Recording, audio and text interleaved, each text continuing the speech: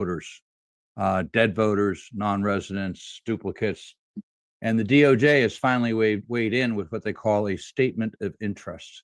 That's very important. What's happening in Illinois is just a symptom of a much larger, deeply embedded national problem. And we focused on it at a weekly basis, at a bi-weekly basis with Stern America. But today, I'm able to make a public announcement. We've been alluding to it a few times, but on March 24th, 2020, 4 people plus 750 John Does and Jane Does filed a federal qui tam lawsuit. It's spelled Q-U-I-T-A-M under the False Claims Act on behalf of the American people. And on May 22nd, that case was officially unsealed. Up until a week ago, we were working to make sure that it was unsealed, but as of a week ago, as an operation of law, the case was unsealed. So you cannot, I don't know if you can see it yet, but it's Schindler, Stenstrom, Mancini, Heitman, and then 750 John Does and Jane Does versus Michael Horowitz et al. It's in the U.S. District Court of the District of Columbia, and it's case number 1:25-CV-00866. That case is under Judge Amir Ali. It's been unsealed. It names 117 U.S. government officials in the Department of Justice, the U.S. Attorney General's Office, the Inspector General's Office, and the FBI, among others, all senior officials. That has been in the works for over, actually quite a while now, but heavily in the works for the past year. We are what they call relators in the case, meaning we filed on behalf of the United States to recover damages and expose fraud committed against the government. And the target here is it's not a company, it's not a state, but it's the core federal oversight system itself. The reason we're having problems in every state, Pennsylvania, Illinois, California, Arizona, Nevada, Georgia, Wisconsin, Michigan, is because there has been no interaction by the DOJ or the FBI. They've been free to do whatever they want, knowing that there was no oversight and no overwatch, and that anybody that did bring a case to the DOJ or the FBI or the Department of Justice was squashed, obstructed, and whistleblowers were retaliated against. So what we've alleged is fraudulent certifications of compliance with federal oversight, suppression of whistleblowers through the IGNet's internal network used by the federal inspector generals, obstruction of lawful investigations related to election integrity, national security contracts, misused federal funds, and over $600 billion in funds. They've literally stole, if you look at GDP, let's just say an $8 trillion economy. That's with a T as in tango. We're not guessing on this. It's a very thorough filing. The evidence spans 6 federal agencies and includes sworn affidavits. It's been delivered to the DOJ, the U.S. Attorney for D.C., and the Attorney General. What's interesting about the case is we filed the case pro se, meaning it was done by citizens with no law firm or outside funding. This is a case that no one else would bring, including the DOJ, before today. So this portrayal in the public trust, if we can correct this at the federal level, will ripple down into the states so that people that have been working so hard, that are going to be following me on the show today and Steve's show, these people that have been working so hard, that have been scratching their heads going, where's the federal government been? Where's the DOJ? Where's the oversight? Where's the cavalry? It's coming now. We've identified those people that have been obstructing these investigations, these people who have been actively working against the good citizens and patriots that are on this show. The federal oversight apparatus is not broken. It's captured. So what I mean by that is the rules were good. Our laws are good. But the system itself has been captured to thwart the United States of America and fair elections and basically to extract wealth from the U.S. citizenry and defeat us as a nation. These are enemies of our country that have taken over these control nodes, and this case exposes those people by name, and they will be held accountable. So I believe our case is the first to connect the dots at the federal level. We're demanding a jury trial. We're seeking discovery, although we don't really need it. We will hold accountable every individual and entity who conspired to silence whistleblowers, patriots, and deceive the public. We have hard evidence of this. This is not about politics, it's about principle. It's about lawful process. It's about honoring the oaths that we've all sworn to defend the Constitution against all enemies, foreign and domestic. So I'm watching my time closely. I know we have a big lineup today, but what happens next is over the next few weeks, what we're pushing for now is having the case being unsealed as an operation of law. What happens next is they have to have a hearing to develop a trial schedule. We expect the case to go before a federal jury by probably late fall, early winter 2025, 2026. We're going for the sooner the better. We're going for a full jury in the DC court. If successful, this case will expose those federal government agents and those senior officials, many of them appointed by the U.S. Senate. It will expose these people for who they are, what they did, how they stole our country and stole our elections, and it'll expose a network of corruption embedded in the very institutions meant to protect us. So anyways, we're here to restore the truth. And for those in Illinois who will be coming on, working for election integrity, we appreciate all your work. Stay focused.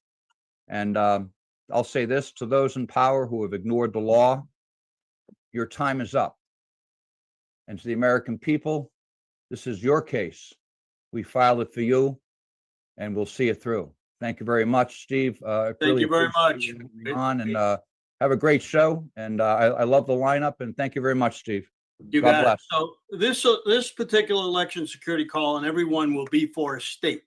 And this time it is for Illinois. And we're lucky enough to have the Illinois chairman, Kathy Salvi, to come on next. But before we do that, we want to thank some people who are streaming this for us today. Cloud Hub, Lindell TV, Stern American, Voice of the People in 58 different countries, OBBM Network, and the War Room. Many people are doing it this time. We have the most people ever streaming this, so it's really good.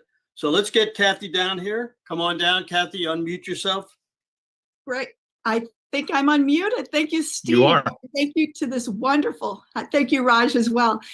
Oh, to this wonderful group assembled here and every person in the listening audience now and in the future. Thank you for allowing me to be on. Now, for the last 11 months, I have proudly been the chair of the Illinois Republican Party. Yes, there is an Illinois Republican Party, and we are very firmly our strongest committee and our most significant committee is the committee that we're here to talk about today, and that is election integrity. Without an honest election, how in the world can you possibly honor those who fought so hard in our country? And yes, every day I ask myself a question: where will the insults come today? And where will the contradictions come today in the work that we have before us? And I know we must be doing something great because of those insults and those contradictions. I was a candidate in 2022, and I know what it's like to be at the heavy hand of election irregularity when my name as the nominee for the Republican Party in 2022 was left off the ballot in Schuyler County. And I incredulously, that denied 5,500 voters in that small county from voting. And it was sort of, well, shrugged our shoulders. Well, so what? It's only 5,500 people that were disenfranchised, but we had to bring a lawsuit against Schuyler County to correct that. And I won't talk about that. I'd like to talk about some of the successes here in Illinois as we work together to fight for honest elections. I got a call today from our amazing new clerk who defeated an entrenched very bad Democrat representative, a clerk in Will County, and she is pursuing through the sheriff's office and her state's attorney's office an election fraud issue. And I talked to her today about it to see how it's going, and it's a process. But I have to tell you, we have fighters and patriots here, many of them on this call and others soon to be. And I'd like to talk about some of our success this last year. We were able to, through a very rigorous and successful Get Out the Vote program in November 2024, contribute to the popular vote of our amazing President Trump and the America First administration that he has. He lost in Illinois by 16, 17 percentage points in 2016, and in 2020, we brought him in single digits. So we did contribute greatly, in spite of the fact that we have a very horrible governor, wealthy too, I might add, in Governor Pritzker, who's already posturing to run in 2028. And he is fighting this administration. He is fighting President Trump every step of the way. So part of our theme in Illinois is we have to stop Pritzker, save America from J.B. Pritzker. But let me talk a little bit more about your overall theme today. I read, and thank you, Steve, it says, the fight to defend free and fair elections continues. This national call brings together Americans committed to transparency, accountability, and constitutional values. Through precinct strategy and local action, we are building the foundation of change. That's where the rubber meets the road. It's in our vigorous talking, going into the communities in the 102 counties we have to engage people to become active. And whenever I'm on the radio or speaking to a group or talking to our county chairs and our township chairs in Illinois, I say, there's one thing I want to put in your head right now in the 2026 election cycle. I am assuming you're all going to vote, but I'm going to ask you, because of the crazy Illinois election laws, which allow a 40-day election cycle, I'd like each patriot to collect 12 ballots and get them in. Talk to your friends and your family members and your neighbors and your colleagues at work and tell them about what great things are happening under Republican leadership and that this can be possible in Illinois as well. And I believe this, our biggest treasure, are the moms and the dads and the families who want common sense Republican leadership and governance. And that is what I am heralding across the entire state and encouraging our county township chairs and county chairs to invite more precinct committeemen to become trained and committed to this effort. And I'm happy to say that we have partnered with the Leadership Institute in allowing trainings throughout our state. We had one this past Saturday in Southern Illinois, and there are several more that are up and coming. So one thing that an ordinary person can do if they want to be involved and straighten out our state is to get involved and to, according to the laws and election laws in Illinois, collect those ballots, get those. Now I know there's people on this call who feel that that's not effective, but we need to chase the vote in order to be effective here, because certainly the Democrat Party has more effectively gotten their voters to vote in that 40-day election period. So I like to tell people it is just a matter of simple mathematics. The party that does a better job at collecting their votes and getting their voters to cast those ballots over that 40-day election cycle will mathematically win those elections. So what I'm excited to see is so many red-pilled former Democrats and people coming out of the woodwork here in Illinois who want to get involved and they just don't know how. And thanks to a great team of people on our election integrity call and our leaders, they are much stronger and more effective organizations. So we're working toward that Republican renaissance. And the second thing I encourage people to do all over the state is go to the White House webpage every week.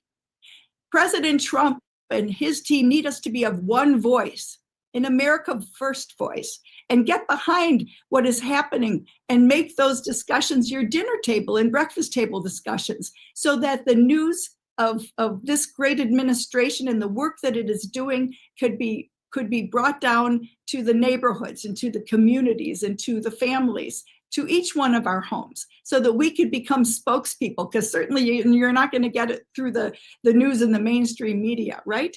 And so I suggest people who say, well, look at what President Trump is doing. Tell them about the no tax on tips, and that we have this secure border now, and we're not going to allow illegal border crossers to become voters lined up in the precincts in Chicago or elsewhere. So we need to continue to fight to promote the great message of what it means to be a Republican. Less government, lower taxes, and more freedom. And it's certainly in Illinois, we're hurting. Here we are, the 6th biggest state in population. We're the home of the Chicago Cubs and the Chicago White Sox and the Chicago Bears. And yet many of you who travel to our state sort of feel this pall over the state because of the heavy-handed Democrat governance that we've had to endure these past 8 years, and also a supermajority in the House and Senate. And so the way to become active is not to say, oh, Illinois is a lost cause. No, then you become self-defeating. We need to become more engaged. We need to plant our roots deep here in our Illinois soil and look at the beautiful things that Illinois offers, and say that better governance from the Republican leaders that we have coming on the ballot this 2026 cycle will make the difference. And so each one of us have a part to play in that. So don't write Illinois off. Please, each one of you, double down. And, some people even say, Kathy, you've always either something in my mailbox or an email asking for money. Well, I tell them absolutely. That's the easiest way to support your Illinois Republican Party and your local party, is to write that check. So we'd like more, of course. If you want to become a precinct committeeman or woman, we invite you. If you would like to train to become an election judge and keep eyes on the ballot, we invite you to do that as well. So there's many different degrees and ways to become a participant in the process, and to save Illinois and to save America. And I'm grateful to have had this opportunity to be with you, Steve, to share a little bit. But if I can just share with you, in our 2024 election cycle, we touched just close to 7 million people digitally by mail and email. And we had 77,000 voters, low propensity Republican voters, vote by ballot early. We had 202,000 low propensity Republican voters vote early, that was by mail, vote early in the election cycle. And as I say, we brought President Trump's numbers within single digits. Another thing that we achieved was, and this might not seem like a tall order, but our candidates for state house and state senate in many of the county board races were outspent 30-1, 12-1.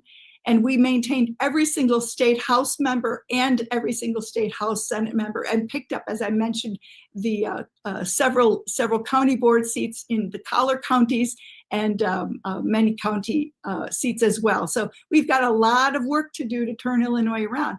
We want to work. These gerrymandered districts are a really big problem here. We send 14 Democrats to Washington, and not a one of them voted for the one big beautiful bill that was recently passed and signed into law by President Trump. So we have our work cut out for us. We need to add to the congressional numbers and to our state house and senate numbers, so that we could change our election laws, make them fair and balanced, and then bring some bring better success to Illinois, to all Illinois families and small business men and women who depend so much on it. Who would have ever thought? The Republican Party is the party of the working men and women, and the Democrat Party is not your grandparents' Democrat Party any longer. Who could be against honest and well-run elections? And yet the Democrat Party has manipulated the laws of each state throughout our country, and that's why we have such a lopsided Illinois. So well, thank you very much. We got that. We're grateful to be here, and please help us. Thank you again. Thank you very much. Next up is Annie Parchett, excuse me. She's the chair of Rock Island and one of the superstars of precinct strategy. Come on down, Annie. Hi, everybody. I'm gonna need to share my screen, okay? Yeah, go ahead. You could just hit the share button, button and share your screen. Okay. There we go. We can see the Illinois Freedom Alliance on your screen. Go ahead. Okay, great. Let's see. Okay, so my name's Annie Parchert, and I'm a founding member of the Illinois Freedom Alliance and the chairman of the Rock Island County GOP. The Illinois Freedom Alliance is a 501c4 grassroots organization founded with the purpose of promoting the freedom guaranteed by our Constitution through education and active participation in the political process. So what we do is we're bringing the grassroots groups together. We're a resource for grassroots groups, and we work heavily with the GOP to make introductions between the two groups and try to form a group that works well together. The grassroots and the GOP should work well together. In Rock Island County, we actually share the same office, which allows us to be staffed oftentimes 12 or 14 hours a day. So what we do is we provide voter information and civic education. We defend the individual voter rights. We promote free, fair, and transparent and impartial elections in Illinois. But we want to equip everyday citizens to get involved in the political process. So we're kind of here for the forgotten voter. We're the frustrated citizen. We're grassroots leaders who we're looking for those people that are currently yelling at the TV screen or complaining online, and we're asking them to, hey, let's do something together to make a difference. Let's make a real impact where it matters. And so we have several different initiatives, but this is a new one we've got. We started this in July 1st, and what it is Operation Precinct Power. It's a flagship program that we're focused on recruiting and training precinct captains to rebuild the local GOP infrastructure and promote election integrity.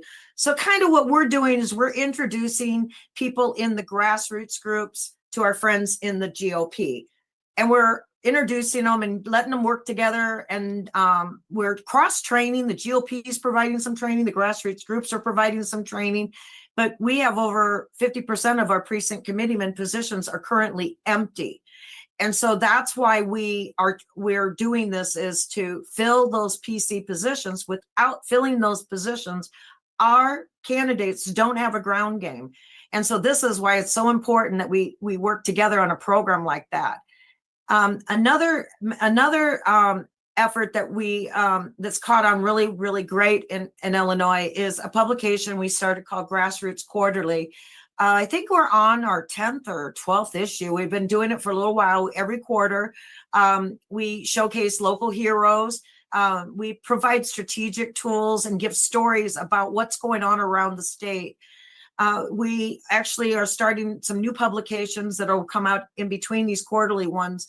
One of the challenges I've seen, because I attend a lot of GOP and grassroots meetings, and one of the things I've really struggled with, even for myself, is grasping Robert's Rules of Order, and the fact that so many people seem to use it as a Robert's Rules of Warfare. So what we've come up with is a publication that breaks it down, kind of a field manual edition, so that we can have the key points and start everybody, grassroots, GOP, both start using Robert's Rules of Order, because what we need is more effective meetings that have constructive discussions about things we may not all agree on.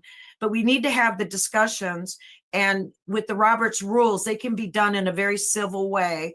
So we have a robust membership and volunteer program as well. So we're connecting volunteers with meaningful projects all over the state. Now, something we just kind of did started a few weeks ago, but we do a lot of training. Every Tuesday night, we train citizens on the Zoom call, been doing it for years, about different skill sets that we think they need. But we're like, well, what do we need to teach? So a few weeks ago, our director for the Operation Precinct Power, Carla, she's launched this anonymous poll directed towards Illinois Republicans. It was a very eye-opening, and it's looking at the time. Oh, I've only got, okay. So the first the questions on the poll, the first one was like, how would you describe the strength of the Illinois GOP today? And 3 out of 4 Republicans responded that they believe the party's ineffective, and 1 in 5 believe it's divided. So that confirms kind of what we felt. The GOP doesn't have the messaging problem, and it has a structural problem. It's not that people don't care, it's just that they don't feel represented, empowered, or included. To me, you define a problem like that, that's easy solution. Let's make them feel represented, empowered, and included. So that's what Operation Precinct Power will be doing. We're fixing the foundation of the party, and we're letting people know that the groups are working well together. We're going to fill these spots, win some elections. And let's see. The second question of the poll was, do you believe that you have any real influence over the direction that GOP? And out of 141 responses, 66% said a flat out no. They feel like decisions are made by insiders. But then 21.3, or about 1 in 5, said maybe, but they're not sure. How, leaving only 10.6 believe that they absolutely do have influence. Interesting enough, those who absolutely have influence in the GOP, nearly half didn't know what a weighted vote is or what a SCC member does. So when we go through the organizational structure in some of our classes, you'll see more about that. I'm going to skip ahead just a little bit due to the time, but that we'll be publishing more on that. And if you want to get signed up for our email list, I'm going to jump forward to that slide here in just a minute. But there's a problem with the PC vacancy strategy, because what happens when you don't have anybody in a precinct? It's the only who benefits. It's not the grassroots. It's not the voters. It's the leadership that wants to stay in power without being challenged. So keeping those seats empty concentrates voter power into the hands of a very few. It keeps the same people in charge and keeps your community without a voice. It's not leadership, it's control. And so that's why what we want to say is that the precinct strategy works only when we allow it to. We don't have to ask for permission. If you want to work in your precinct, you put in a petition next week and you're in.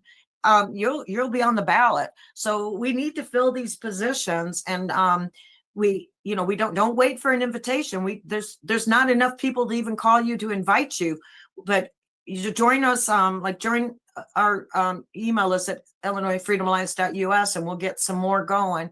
But so I'm going to kind of skip through some of this, but we cover how to run for precinct committeemen in our training, and it's all very important information. We're doing voter registration drives. Cleaning voter rolls is huge. And so there's some information about how you can find our website. Illinois Grassroots Alliance is our sister organization. It's a 501c3. Any donations there can be used for nonpartisan activity and training and promotions that we are doing. That is... let's see, we're looking forward to a possibility that President Trump will be telling people that we're going back to hand counting, and the Illinois Freedom Alliance has been teaching hand counting for over 2 years. We have around 60 instructors that are trained to teach. We're always looking for people to host classes for us. So that's kind of what we're up to, you guys. And if you can become a member, that's what supports us. We're totally reliant upon memberships and advertising sales in the Grassroots Quarterly. And we get a lot done with a very little. And it's all because you guys help us. And the neat thing is that the district that's most improved on the recruitment of their precinct committeemen will win a life-size Trumper elephant. $30,000 parade elephant. So we're all working hard together, and we're so excited that you are doing all of this promotion for us, Steve. We appreciate you every day, and thank you, everybody. We love you very much. Thank you very much. Next person is one of our favorites, Marley Honig, United Southern American, fantastic girl, working around the clock. Thank you so much for being with us today. Come on down. And Anne, if you could stop sharing your screen. Anne, if you could stop sharing your screen, please. Thank you. Yep. Go ahead, Marley, you're up. Great. Thank you so much, Steve. Very nice to see you and everyone here. Always a pleasure to be a part of the Stern American and Election Integrity Call. I just want to update everybody on what Unite for Freedom has been accomplishing recently. If you're not familiar with our organization, you can learn about us at unite4freedom.com and catch up on all the incredible work this team of volunteers has already accomplished for our country since our founding in 2023. We are last week on Tuesday. I'm going to put the link here in the chat so people can take a look at the presentation. And Marley, I beg your pardon, just one moment. Anne, I'll go ahead and stop your share. Don't do anything on your computer. I'll go ahead and stop your share. Stand by, Anne.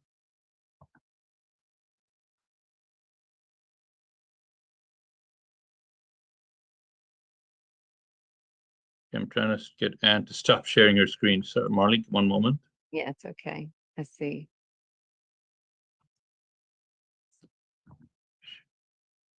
Replace. There we go.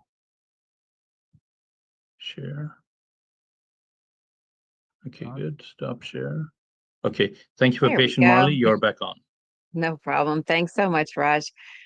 So last Tuesday, Unite for Freedom had a press conference at the National Press Club in Washington, D.C., where we announced two major legal actions that we are continuing. One is new and one is a continuation. One is a lawsuit that we'll be filing against Letitia James, the Attorney General of New York State, and the New York State Board of Elections, as well as a variety of New York-based and national media outlets. The basis of this lawsuit we're filing against the Attorney General, Letitia James, is a conspiracy against rights. One of the things that we must hold sacrosanct as Americans is the right that we have inherent in the principles of our founding to question our government. And in 2021, a group of citizens in New York State, which is now all part of Unite for Freedom, had questions for our government. And we were very respectful and we were very comprehensive in addressing particular questions that we had regarding suspected illegal registrations in the New York State voter registration list and suspected illegal votes that had been counted from these registration records, as well as suspected illegal counts, which we observed in the 2020 election as a significant deficit between the number of votes counted and the number of voters that the New York State Board of Elections recorded as having voted. So with these three questions in mind and a pile of individual specific registration records and votes that we had sent to the Board of Elections for their review and for answers. And to be clear, at Unite for Freedom, we don't consider superficial answers to be adequate when it comes to our right to choose our representatives and our right to live in perpetual liberty under the principle of inalienable natural rights that the government must protect. So in terms of these requests that we were making, we were not likely or willing to be satisfied with you could call it kind of a stock response, like, oh, I think those are clerical errors. I think that's 5 million clerical errors.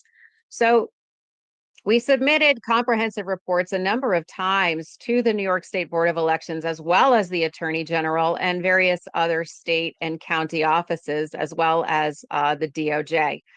And in a very concerning and improper or apparently improper response, 10 days after that comprehensive report on the 2022 election was submitted, a statewide campaign was launched. And in fact, a criminal investigation was opened into the citizens who had audited the state database, who had raised these questions respectfully and with great intent to be of service and help to the state officers. A criminal investigation was opened against those citizens. And one of the things that was most concerning about this was that the way the citizens discovered this investigation had been launched was through the newspapers. So what I'm saying is that the Attorney General of New York State, Letitia James, the New York State Board of Elections, and these various media outlets in New York and across the country conspired to print these allegations and publicize this criminal investigation before the people who were being investigated even knew it was happening. So it appears to be an abuse of state power. It appears to be an overreach in state authority and a conspiracy between the state and the media to suppress free speech, to suppress the right of every American citizen under the First Amendment to petition their government for redress of grievances. Of course, that does not include disrespectful communications. It does not include salacious allegations or other kinds of defamatory claims, but these were hardly that. These were registration records extracted from the state's official database, official record, which is the state maintains on behalf of United States Congress and the federal government, as well as state government.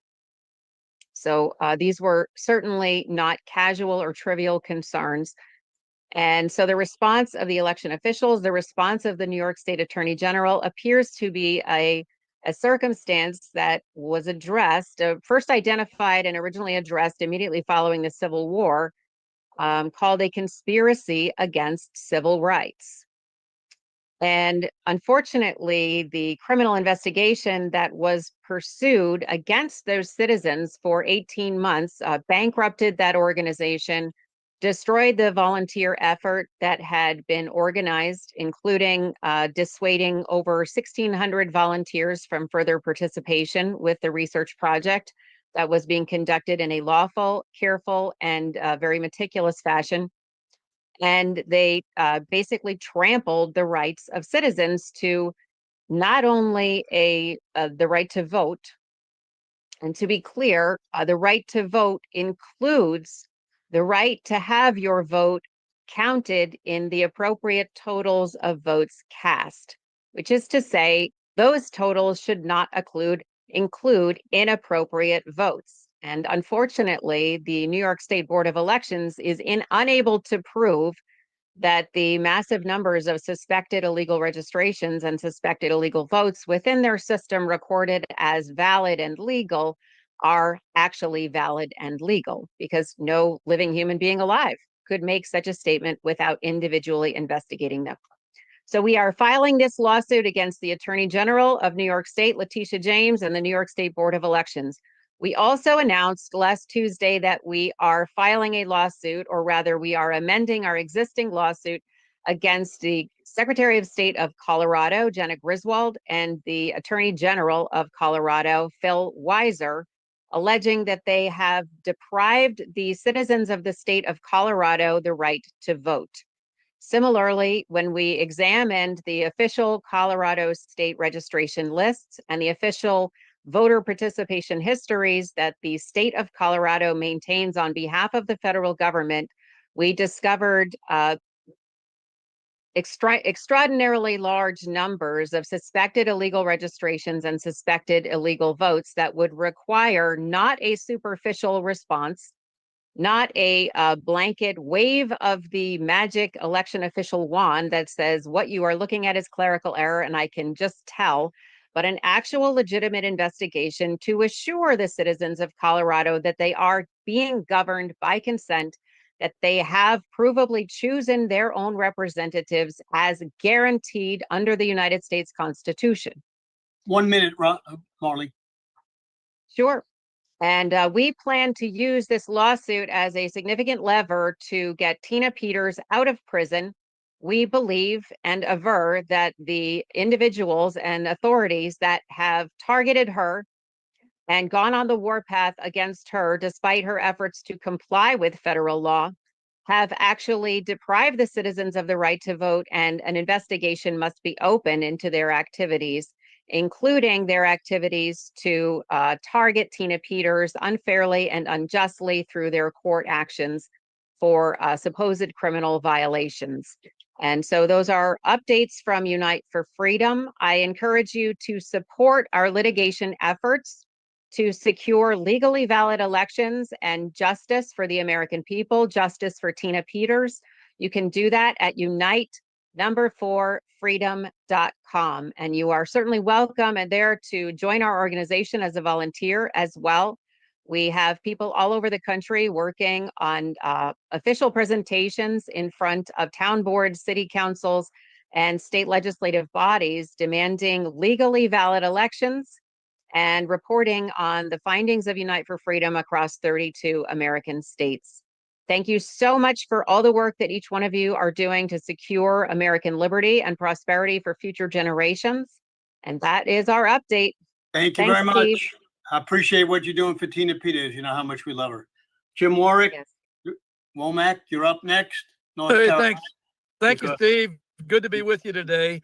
Just two or three things that I would like to speak about with relevance to the larger group. One, many of you are aware that the last decided race in the 2024 election was decided just a couple of months back when the state Supreme Court race in North Carolina was decided by courts, particularly the Fourth Circuit Court of Appeals, in determining that the Democrat justice had won.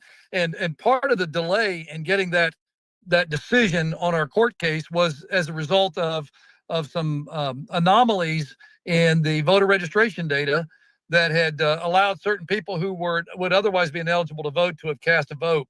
And the race was challenged for months and months. It was finally decided by the courts that it was too late to fix the voter rolls, and so they decided for the incumbent Democrat over the Republican challenger. So the reason I tell you that is because this is an endemic across the country, with the voter rolls being corrupted almost beyond recognition in some states, where there are many more voters or registrants on the voter list than there are eligible voters. And the reason for that is because the National Voter Registration Act and HAVA from 2002, neither one really helped us with list maintenance.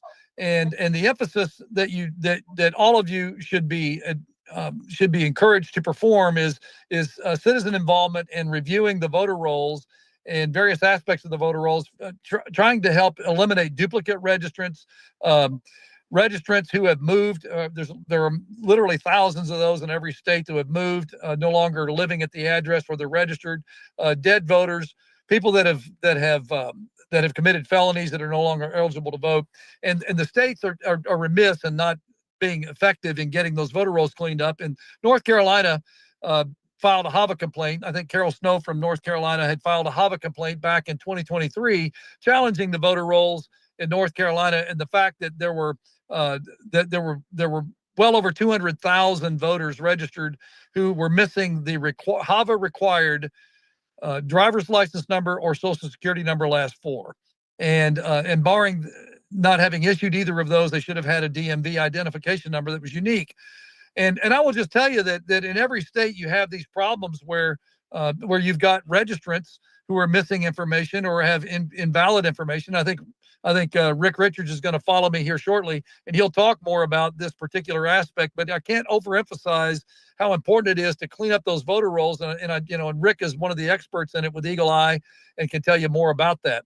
But the North Carolina Board of Elections has recently changed over, but that did not stop the North Carolina or the U.S. Department of Justice from suing the state to clean up this problem with our voter rolls, with the missing SSN4 and driver's license information. And there's a bill, House Bill 958, that I was just testifying about over in the legislature a few hours ago, that is encouraging the capture of the full 9 digits of the Social Security, not just the last 4, to help with the voter list maintenance. I think that's an admirable movement. There are several states that do require the capture of all 9. I highly encourage the state activists to be paying attention to the statutes and the administrative code in your respective states, and to help try to clean that up, to help encourage the legislators to do a better job in statutory guidelines for list maintenance. We really can do a lot more than we're doing today.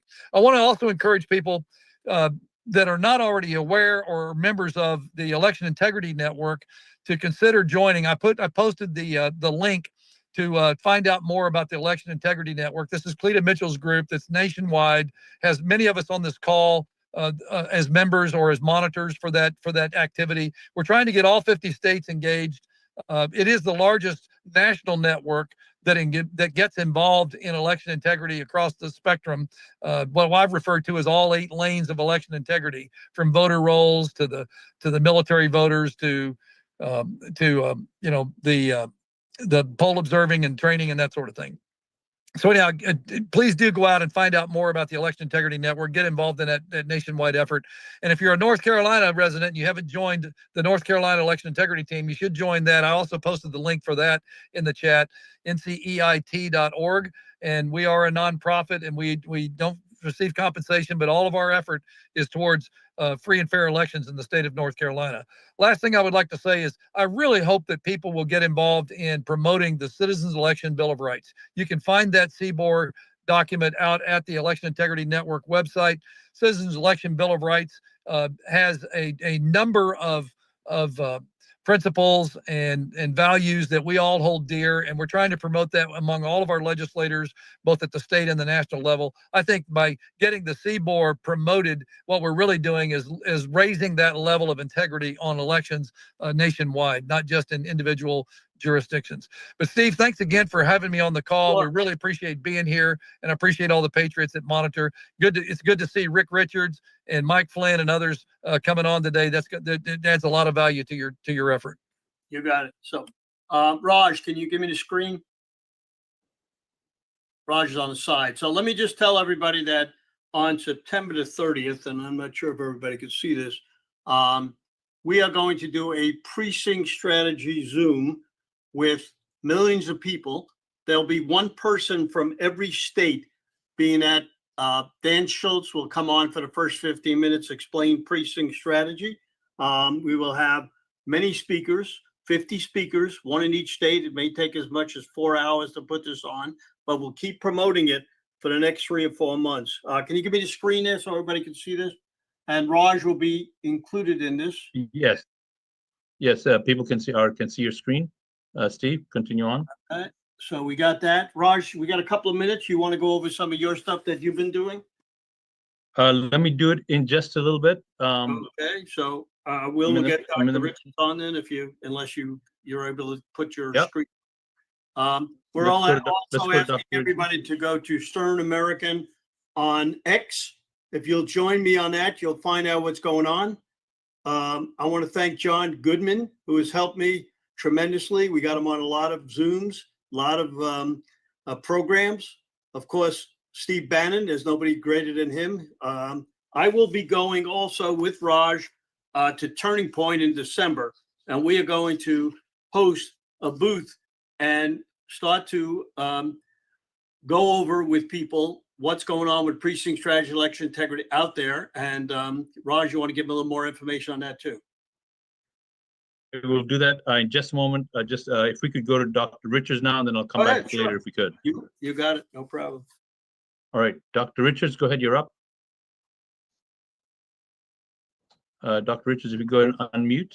Yes, sir. I am going to share my screen here. Let's see. You have the best you've got the best backdrop of all the speakers this whole year. I'm loving this guy. I appreciate that, and I'll be happy to share. Okay, back to you. Sorry about that. Couldn't help myself. That's okay. All right, so we are seeing, let's see, I guess you're seeing this screen, yes or no? Moving it around? A lot of screens. A lot of screens. All right, well, let me get off of that. Stop share and go back to just that one if I can. Stern. How about that? Yep. All right, now you're seeing this. Okay, great. I see Ellie. Ellie. All right. I'll talk about a couple of things today, and thanks for the opportunity, Steve, Raj. Eagle Eye and the People's Audit and Check My Vote have decided to share resources as well as a number of other entities. And we are going to be using the same databases. We are using different methodologies, but we're going to link those programs so that you can go to a single sign-on and work anyone, and you could actually work something in the Eagle Eye portion and then check it and check my vote to make sure it's correct, because two methodologies is far better credibility than one methodology. And we've run into the issues with the press saying, well, your results are different from their results. Well, now we'll be working on the same databases. And for comparison, to let you know, Eric has 24 states in DC, 71 million registrations. We now have 41 states in DC, 185 million registrations. We expect to have all of those. I have 34 right now, and the others are coming in, so we should have them in the systems by the end of August. More about that and the new Ellie program when next Steve invites me. We'll be launching that in August nationwide. But I want to talk about today what's going on in Georgia in a different vein entirely. We have been providing the audit data to Georgia about how nasty, terrible the voter rolls are for almost 3 years now. I've personally placed it in the hands of Brad Raffensperger 3 times, the governor twice, the attorney general once, and they've done nothing. So it occurred to us we should take a close look at the problem and start with the most important. What name are they putting on the registration? The Georgia application says, number 1, full legal name. It also says it's a felony if you don't put in your full legal name correctly. The Help American Vote Act also says full legal name. So let's pick one variable and take a look at how bad it is. In Georgia, there are 7.9 million registrations. If you take out the 15% that don't have a middle name and you adjust, you've got 1.6 million registrations that have felonious entries in them. In Illinois, 70%, since Illinois is our state. North Carolina, 15, Nevada, 25, 20% for Texas, Washington, and 16, Wisconsin. So if you don't have the name right, that messes up everything else that you're doing. There's no matching with the obituaries. There's no matching with the cross-state moves. There's no matching with the duplicates. If you look at the data validation, these characters are occurring in name fields. There are 1.3 million special characters in names fields, which further prohibit any matching of any type when they're doing all of these other things to match. So it's wrong. And if you look at from a data validation standpoint, what's going on with the Social Security Administration master death file, in 2011, they stopped reporting the full date of birth. They stopped reporting the last known address. They stopped including state-reported deaths. They restricted access. There's now a master death list and a limited access master death list, which is only one that non-governments can obtain. And they have prohibited the release of death records for the most recent 3 years. So if you use the SSA master death list, you don't get the most recent 3 years, and you don't get any deaths that were reported in state. After they made the changes in 2011, they took 4 million records off the obituary list. So the SSA master death list is pretty worthless right now. This is a data validation audit that we've been doing for Georgia for 3 years now, with registration, special characters, property tax, residential addresses, mailing addresses. This is now being automated. If you go into Ellie, you'll be able to print out this for your state, for your county, for your precinct. We got an idea to do a little something different. Since they didn't want to do the audit, we contacted the Georgia Department of Audits and Accounts. I met with, several of us met with Greg Griffin, the state auditor, and he said, we can only do an audit if a law has passed or a task order is presented to us by the chairman of the government accountability, I'll get to it in the governmental affairs. So we decided to do that. On March 12th, we presented to the State Committee on Governmental Affairs. We shared the data that I showed you. And then shortly thereafter, I had an opportunity to meet with Blake Tillery, the chairman of the Appropriations Committee. That was the one I was trying to reach, get a while ago, the Appropriations Committee. And I showed him the data. And he made the appropriate comments you would expect. And I said, would you be willing to file a task order And he said, yes, I would. So a couple of weeks later, he filed the task order with the Department of Audits. Here's what's in it. They prioritized the list. Full legal name on registration applications. How many applications were the full legal name checked before approving the application and adding it to the name to the voter list? We know the answer to that one. It's 0. How were these names checked for full legal name validity? How many applications did not? How many applications were corrected? How many active or inactive? We then did the residence address. How many were checked for an eligible residence address before the application was granted? Same things. We know they're not checking them. How often are the resident address checked against the post office NCOA? We check the mailing address. We then ask them to check the maintenance policies and procedures for the state and the county versus federal requirements, state requirements, and the Election Assistance Commission best practices. We already know the answers to these as well. So we're forcing the hands. The reaction from the Department of Audits and Accounts was on June 6th. This went in on May 28th. On June 6th, a week later, they said, yeah, we'll do the audit. As you can imagine, this sent some reverberations throughout the state that the Department of Audits is going to audit the Secretary of State and the counties. And the result was, here's what he's asking him to do. The same things I was just talking about. This is the distribution of who it went to. And 2 days later, the Secretary of State sent an email out to the 159 counties in Georgia announcing that they're going to begin using a tool to flag voter records that appear to need additional review. Looking at the name, date of birth, address fields. UPS, Post Office, FedEx, DHL, P.O. Box, test, missing. These are items straight out of my March 12th presentation to the committee. So they're going to do this. They're going to use this tool for the first time. In fact, they're so proud of it. They had a press report. Yeah, had a press conference, announced they're doing all these things. And that's on July 2nd. And then on July 18th, I'll leave this one with you. The Secretary of State came back out, the General Counsel, Charlene, came back out and said, well, don't do this, don't do that, don't cooperate. If anybody shows up from the DOA, let us know. Don't let them into the Garvis database. So 3 years was giving them the exact same data that was presented on March 12th. The task order came out. The Department of Audits said they'll do it, and boom, boom, boom, boom.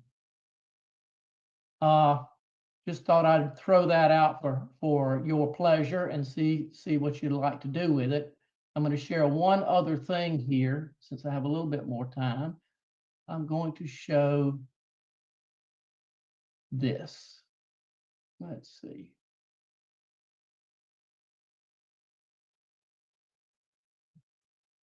So this is the new Ellie. So we've got a few minutes. I'm in Georgia right now. Let me go to Illinois. These are the states we have loaded already. The others are being loaded.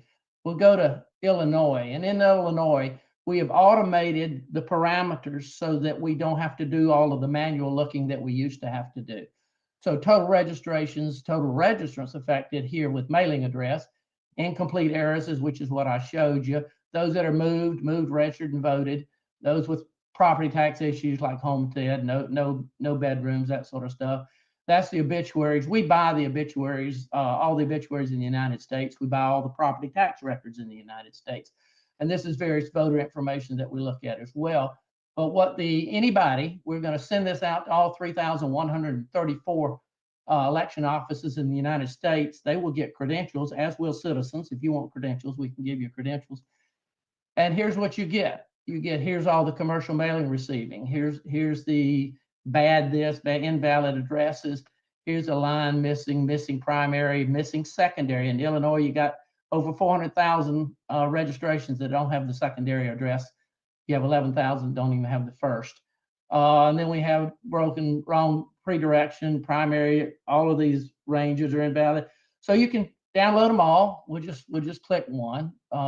Let's click this one. And here it is. Here they are. You want them as a CSV file, click right here. You want to download the full list, click right here, and they're yours. Dr. Richards, sorry for the interruption. 1 minute before Mike Lindell comes on. 1 minute. All right. So that's I've shown you about 5% of what we can do with the new Ellie, coalescing all the data. If anybody else would like the data, we are putting the voter roll, the U.S. Post Office NCOA, the U.S. Post Office CAS, and the BCC proprietary change of address data into an archive, and get in touch with me and you can have access to the archive. Thank you for the opportunity to share. I look forward to next time. Thank you, Doctor. And if you could stop the share, please. If you could stop the share. Yes, sir. Great. Thank you. Mike Lindell, welcome. You're on. Hey, Raj, how long do I have? I need to, I 10 know minutes, I got 10 minutes. 10 minutes? Okay. 10 minutes. That's 10 minutes, perfect. 30 seconds if you need extra, and we'll sell a couple of MyPillow. Okay. All right, everybody. Well, I want to get right to the point that we had two great back-to-back lawsuits that affect the whole country. And one was with the MyPillow lawsuit in Colorado, which everybody has had questions. Part of that, the old Frank speech and myself, we're still fine. Put up the jury. The jury said we owe this money. Well, I'll tell you this at the end. This is not going to be true. There's going to be a new trial. I won't tell you why. But the one that affects us as a country and everything we're doing for elections is the $5 million challenge. If you guys look, 2 weeks ago, it was the #1 story in the world. Went out to 58 countries. The federal court in Minnesota overturned this verdict, and I'm going to backtrack a little bit so you understand what this was and how important it was. Back when I had the cyber symposium in August of 21, where I invited cyber guys from around the country and world, politicians and news media in Sioux Falls, South Dakota, we all got there, and I put out a $5 million challenge because the evidence I had at this time that they had to prove that it was not from the 2020 election. So we put it all out there, and we had the cyber symposium. A lot of you on the call went back to your states and said, hey, we've got problems here. But in the meantime, the cyber people there, we go, yes, it's from the 2020 election, except for one guy. And this guy, I'm not going to get into how corrupt this all was, what happened, but he went before our panel and said, hey, I proved that it's not from 2020. And they said, no, you didn't. This is rubbish. We don't even know how he got in there, but because he's not a credentialed cyber guy. But anyway, or cyber expert. So then he took it to binding arbitration, and another year went by, and he wins in 1 week's time. Everybody, we didn't hear from the arbitrators. We didn't hear for the longest time, and in a 1 week time span, Fox News on Tuesday that year in April, and they made a deal with Dominion to pay $787 million. Okay. That came out on Tuesday. On Wednesday, Mike Lindell came out in the news. Mike Lindell's evidence is all bad. He loses $5 million. He's a conspiracy theorist. And then on Friday, they fired Tucker Carlson because he was going to start talking about electronic voting machines. Now, okay, so fast forward. So since that day, every single time we get closer or doing something, they go, Mike's stat is no good. Mike's stat, it's been disproven. It's all lies. It's all lies. Going back to this $5 million challenge. Well, we took it to district court to appeal it. And they said that it would be very rare that it would be overturned because it's binding arbitration. The appeals court said last fall, you know what? The district court said they did something wrong in arbitration, but we're not going to overturn it. So I said to my attorneys, they go, well, Mike, I said, what else can we do? It is true. They're using this against us. This isn't about $5 million. This is about the media saying that this is discrediting me. Well, anyway, they said, well, you could go to federal court, but the odds of it happening are in the billions to one. It hasn't happened in 40 years. Well, everybody, the ruling came down 2 weeks ago. and just check it out with Mike Lindell News. They overturned it in federal court, unanimous. I think there were 3 judges. They all said, you know what, if they overturned it.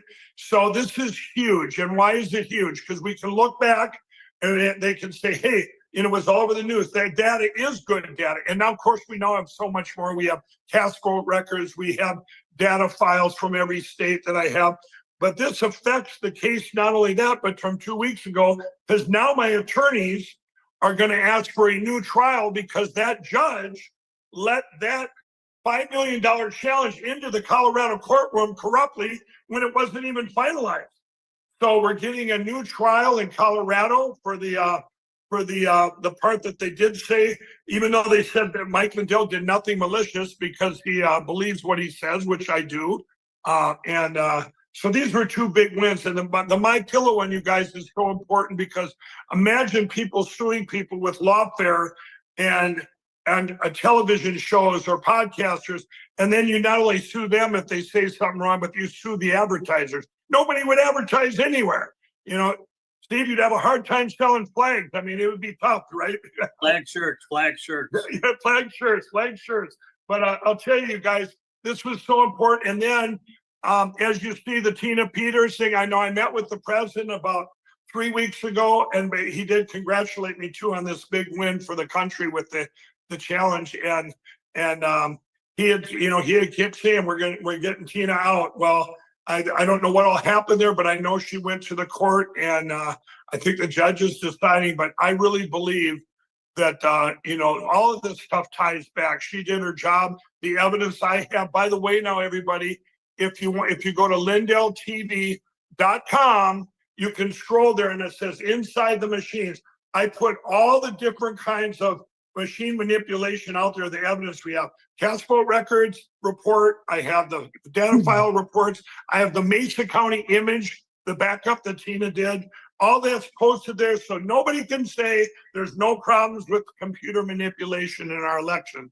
And I will say this, that this opened up so many doors for everybody, because you get down at the county level, which we have teams, and to go to paper ballots, hand counted like our president wants, and you get all this pushback. Well, there was no problems. Well, now, yes, there was problems, and there are problems. So people said to come up to me, Mike, you've been vindicated. I will not rest or be happy until we have paper ballots hand counted like 132 other countries do. And we're going to get there. And the president, by the way, everybody, he hasn't announced, as far as I know, his special prosecutor for these election platforms yet, or his task force teams. But I think it's coming real soon. And because he's working from the top down, and you all and myself and everybody on the call here, we're working from the bottom up, as always, to secure our elections. And I really believe that, and I'm going to have some more announcements very soon, speaking of elections, and me personally coming up, and we'll keep you posted on that. But I'm really excited. There's things have turned. I believe we're being very proactive now instead of being reactive and always trying to defend ourselves. And by the way, everybody reported this case except for 2 outlets, Fox News and Newsmax. So remember, they're not going to report stuff about our election problems because they're afraid of lawfare.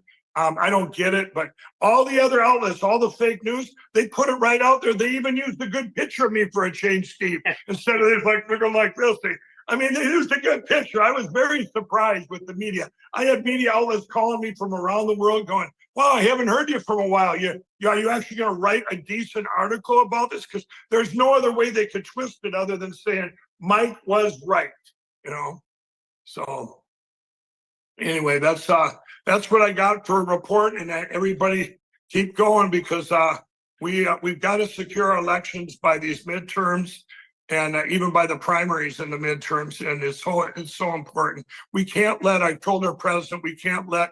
I said, sir, I promise you, these 4 years of all the great things you're doing are not going to be in vain. And I think I speak for all of us on this call. We've got to do our part so that all these great things aren't just a little blip in history, that they actually got some good foundation to them. And I really like the fact that he's been commenting about, you know, putting God back in our nation and God back in our schools. The nation had turned its back on God, and that's all.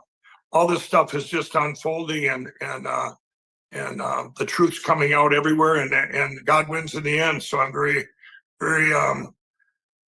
very hopeful, and you guys stay courageous, because courage is contagious, and that's what we need right now. Thank you very much, Mike. We appreciate it. We'll thank be you. on in a few more weeks again to report what's going on. We love you Right guys. on. Take Thanks, care. Steve. You Yeah, got it. thanks. Next up is Carol Davis from EIN. Come on down.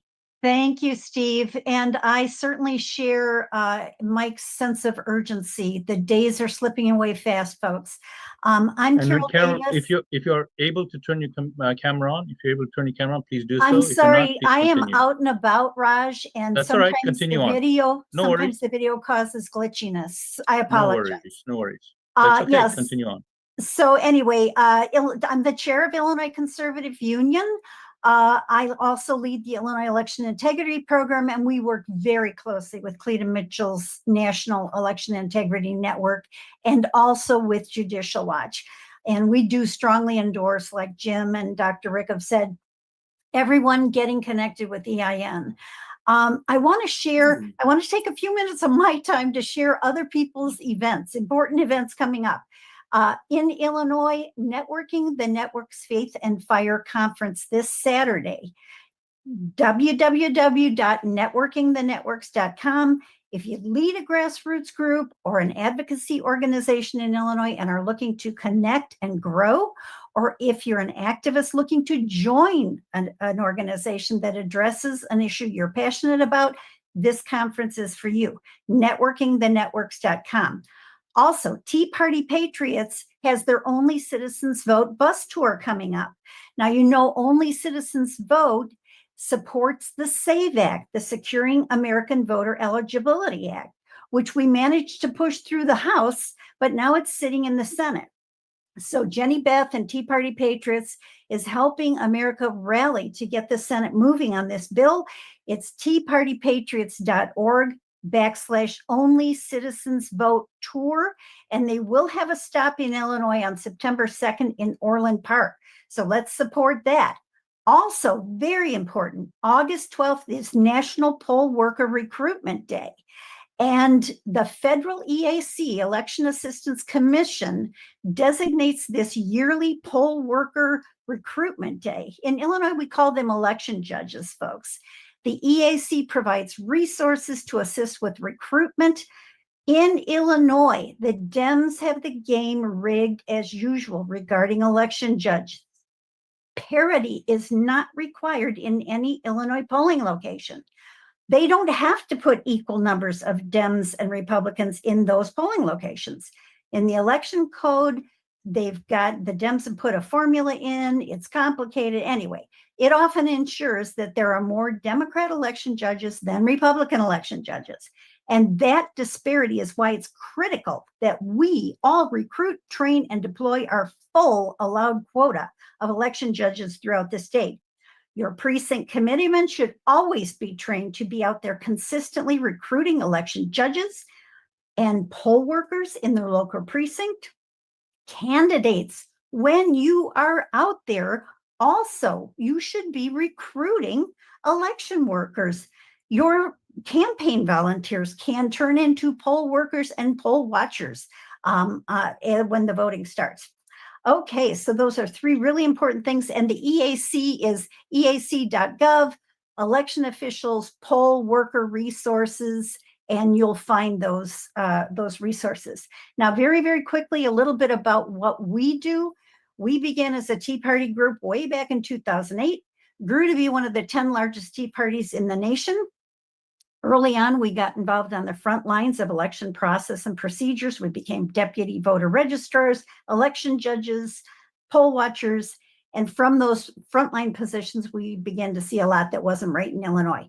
So way back in 2012, before anyone else was paying attention, we started teaching our Guardians of the Vote seminar, Word spread. We were invited to speak all over the state. We've trained to date over 4,000 people across Illinois in our Guardians training, which teaches attendees how to analyze and watchdog every facet of the election process, from voter registration to voter list maintenance to Illinois election code.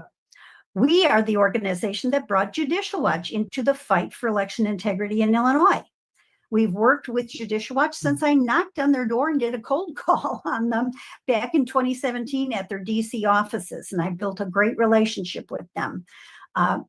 We are the plaintiffs in 3 lawsuits against the Illinois State Board of Elections, 1 settled so far, which gained Illinois citizens access to Illinois voter rolls, and the additional suits are working their way through the courts now. As they say, the wheels of justice turn slowly. Our pre-election nursing home mailing. We could never recruit enough poll watchers to cover every nursing home in the state. So prior to the start of voting for every election, we send thousands of statutory notice letters directly to the administrators by name of every nursing home and assisted living facility, detailing the laws they must follow to safeguard the voting rights of their facility residents. This puts them on notice that we are watching. The letter infers that we may have election integrity advocates who have a loved one in their facility, or possibly even one of their employees is part of our network. When we catch them and can document the issue, we also send statutory notice letters to county clerks, election authorities who are not complying with the law, putting them on notice that they may be dragged into court. Our Illinois Voter List Working Group, led by the wonderful Willard Helander, works closely with the National Election Integrity Network and the wonderful Dr. Rick Richards. For the past several years, they've been working with him, pinpointed many issues, and of course, among them being people who have moved out of state, registered in their new state, and even voted in their new state. So we're working on a citizen letter writing project to those who have moved, informing them that they're still on the Illinois rolls and giving instructions regarding how they can remove themselves from the rolls. Pennsylvania recently did such a project and succeeded in removing about 20,000 voters from PA rolls. So in tough states, hey, you throw everything you can at it and see what sticks, right? So we try every possible approach. We are now taking a cue and training from Pastor Jack Hibbs of Calvary Chapel in Chino Hills, California.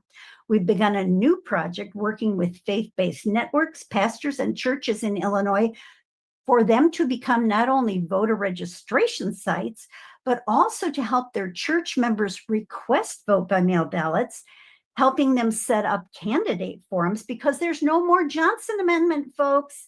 They cannot be dragged into court. And we're doing the ballot, we're going to teach them how to do ballot harvesting collection sites, because Illinois allows harvesting like California does. We fight to keep local precinct polling places. And of course, we know the left is pushing for large anonymous voting centers where there's little accountability, along with massive vote by mail. So we're fighting against that. Quick closing thoughts. We never have enough time, we never have enough money, and we never have enough volunteers. So we, our side, must work very strategically as to how we can accomplish the most critical goals in the shortest amount of time with the fewest resources. We, our group, Illinois Conservative Union, is extremely careful not to get caught up in fads, trends, or the tyranny of the urgent. We're always ready to step back, take a deep breath, and reassess situations so that we are never wasting valuable time on meaningless tasks. Build strategic relationships. Working in silos is a losing strategy. Building out networks is a winning strategy. Thank you again. God bless all of you for all you do. Thank you very much. Raj, you're up. Trying to get him on. Terry Newsom's supposed to be next, but he got into a traffic jam and he's running a little bit late. So we're waiting for Raj. Raj, you there? All right, we'll review a few things. Hang on one second. All right, so our next election security call will be around the 27th of August. And we will be delivering some great speakers. Also, if you get a chance, get your precinct strategy book.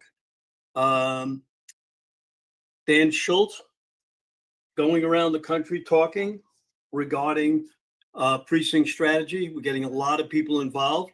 Probably our next state that we'll have will be Arizona. And we're looking for speakers from Arizona. So if anybody's on there, please do it. Can you unmute? Raj, you want to unmute Terry? He just got on. Stand by. Terry Newsom. Terry Newsom is one of our podcasters from Illinois. Go ahead, Terry. Called Behind Enemy Lines. While Terry is getting sorted out there, I want to just thank everyone. I want to thank everyone for all of your work and support for the Reclaim campaign. It was sold out. People are absolutely encouraged and lit up by what they see possible. And already various counties have set up their own Reclaim event. The next one is going to be September 17th. We just got a call here for another one coming up in October. So if you're on this call and you are part of helping get the word out, thank you for that. Steve Stern, thank you for streaming it on Stern American. If you're interested in seeing the recording of this event, you can find that at sternamerican.com. Click the Rumble channel and look for the Reclaim Town Hall Conference that took place on July 26th. If any of you are interested in doing something like that in your location, simply go to reclaimcampaign.com. Again, there are three simple objectives: teaching people at the county level how they can find a higher quality candidate that can actually win in the primaries, that's in August of 2026, how to raise more money earlier, so that you can actually win, and 3, how to combine your force with other groups in your county so that your voice becomes the dominant voice in your county. It's imperative that we get this done while President Trump is still in office and in the focus of the attention. All of that is going to change somewhat after the midterms and definitely after his term. So we have got a window here to take advantage of that. So with that said, Terry, thanks for your patience. Over to you, Terry. Hey, hello. Sorry, I was a little bit late in traffic. Terry Newsom. You're good. I'm from a suburb of Chicago. I host the podcast Behind Enemy Lines. It represents us in Illinois, right? From the communist state of Illinois. So we're behind enemy lines. I think most of us are in the United States. Everyone's probably familiar that Chicago is probably in Illinois, and then specifically Chicago's the epicenter of cheating, right? And fraud. This has been going on forever. We'll talk a little bit of different view on what's going on here in the state of Illinois. So we have, so many more, convicted politicians. We've got corrupt unions. They're running our state, right? And we have the grassroots in the state of Illinois.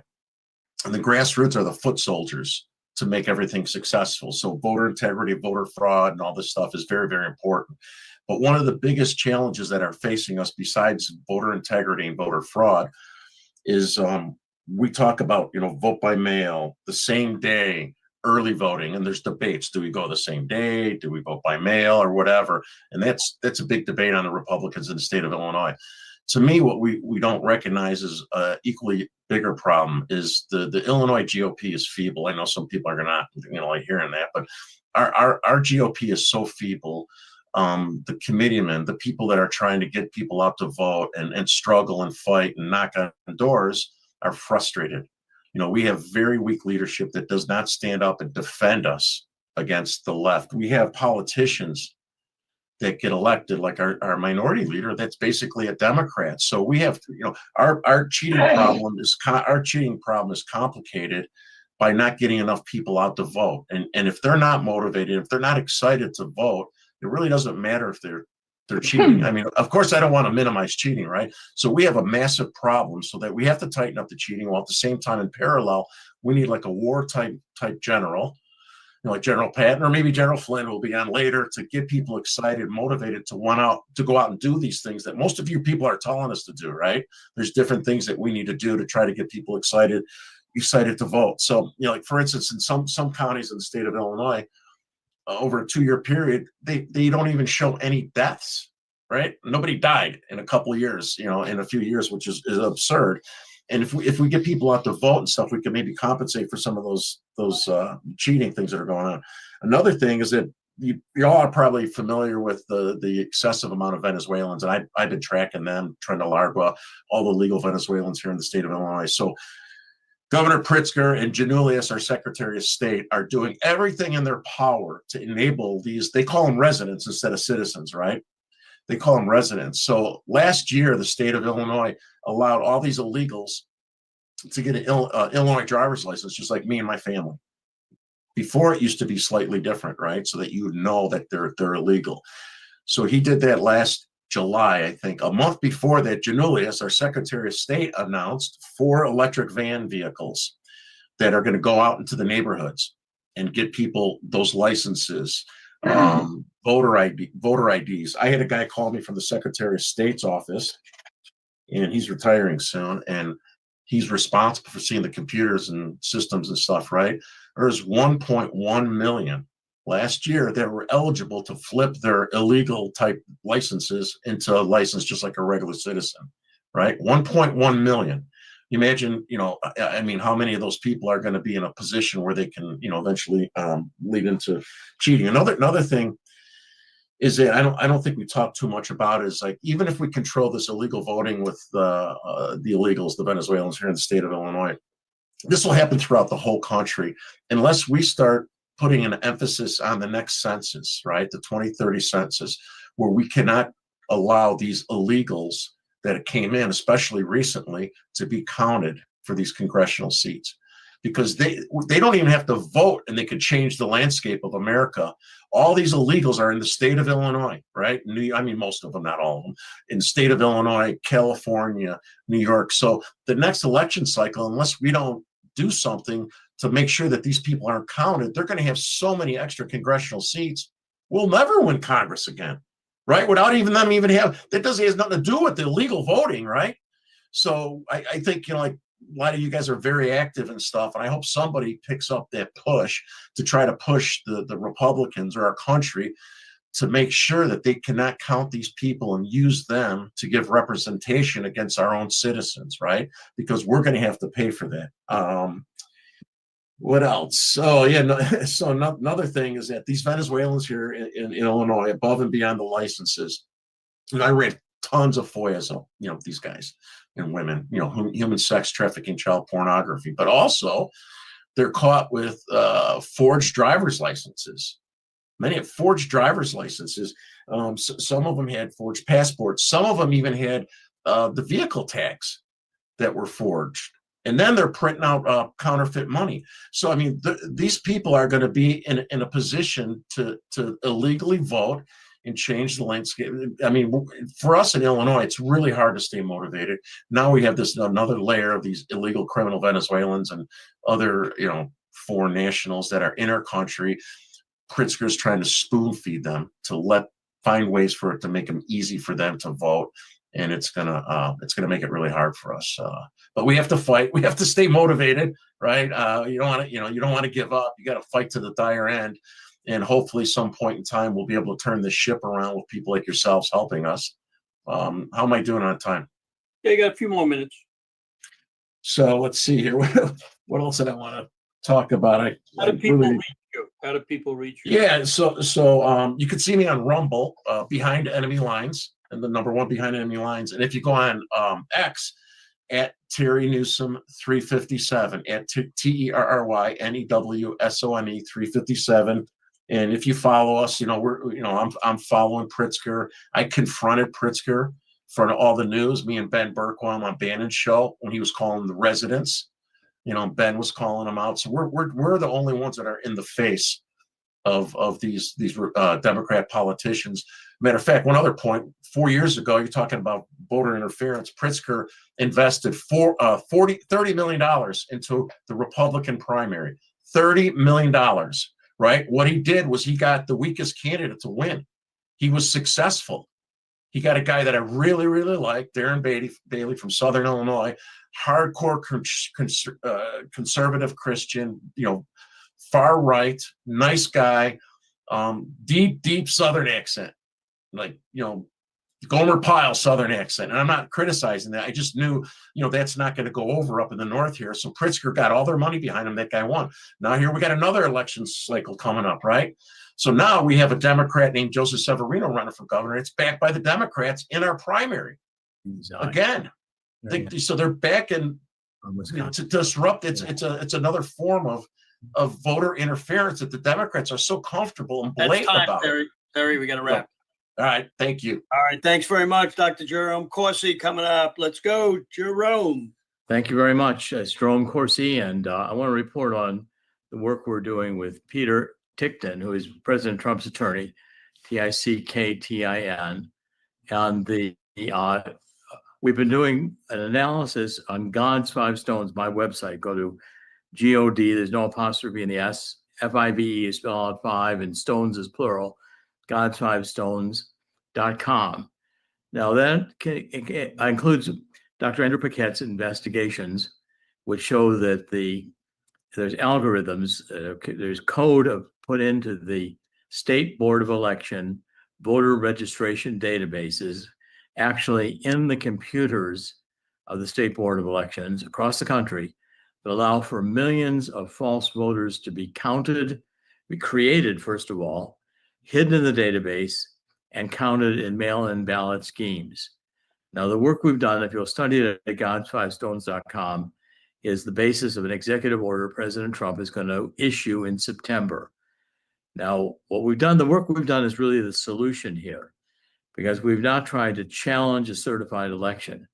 What we've shown is that the fraud in the State Board of Election computers is itself so criminal and so massive that it can't be fixed.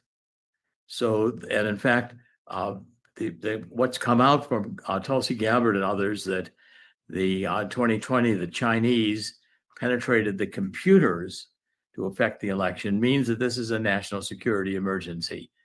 So therefore, the solution is going to be, and I'm telling you now what I've been briefed on by Peter Ticktin, is the plan President Trump has, based on our research, is that in September, there'll be a new executive order, which will derive from the Article 2 powers of President Trump as commander-in-chief.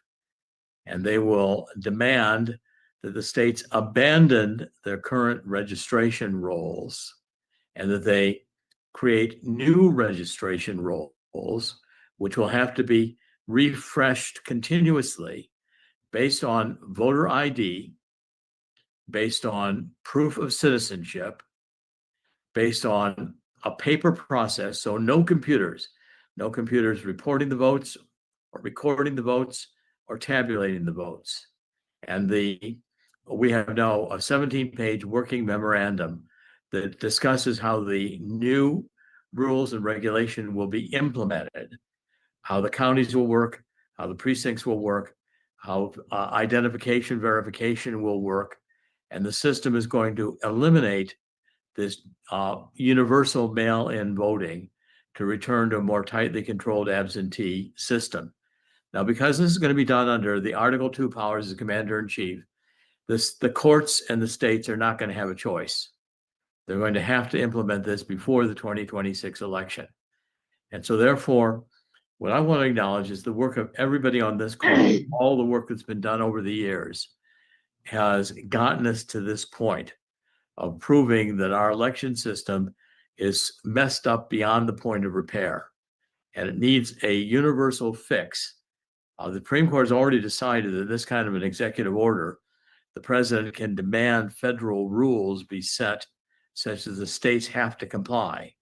I mean, that's of course the case with HAVA, which demands that the Help America Vote Act in 2002, which requires that there be only one voter ID for each voter. And that's violated in all 50 states by these millions of duplicate votes.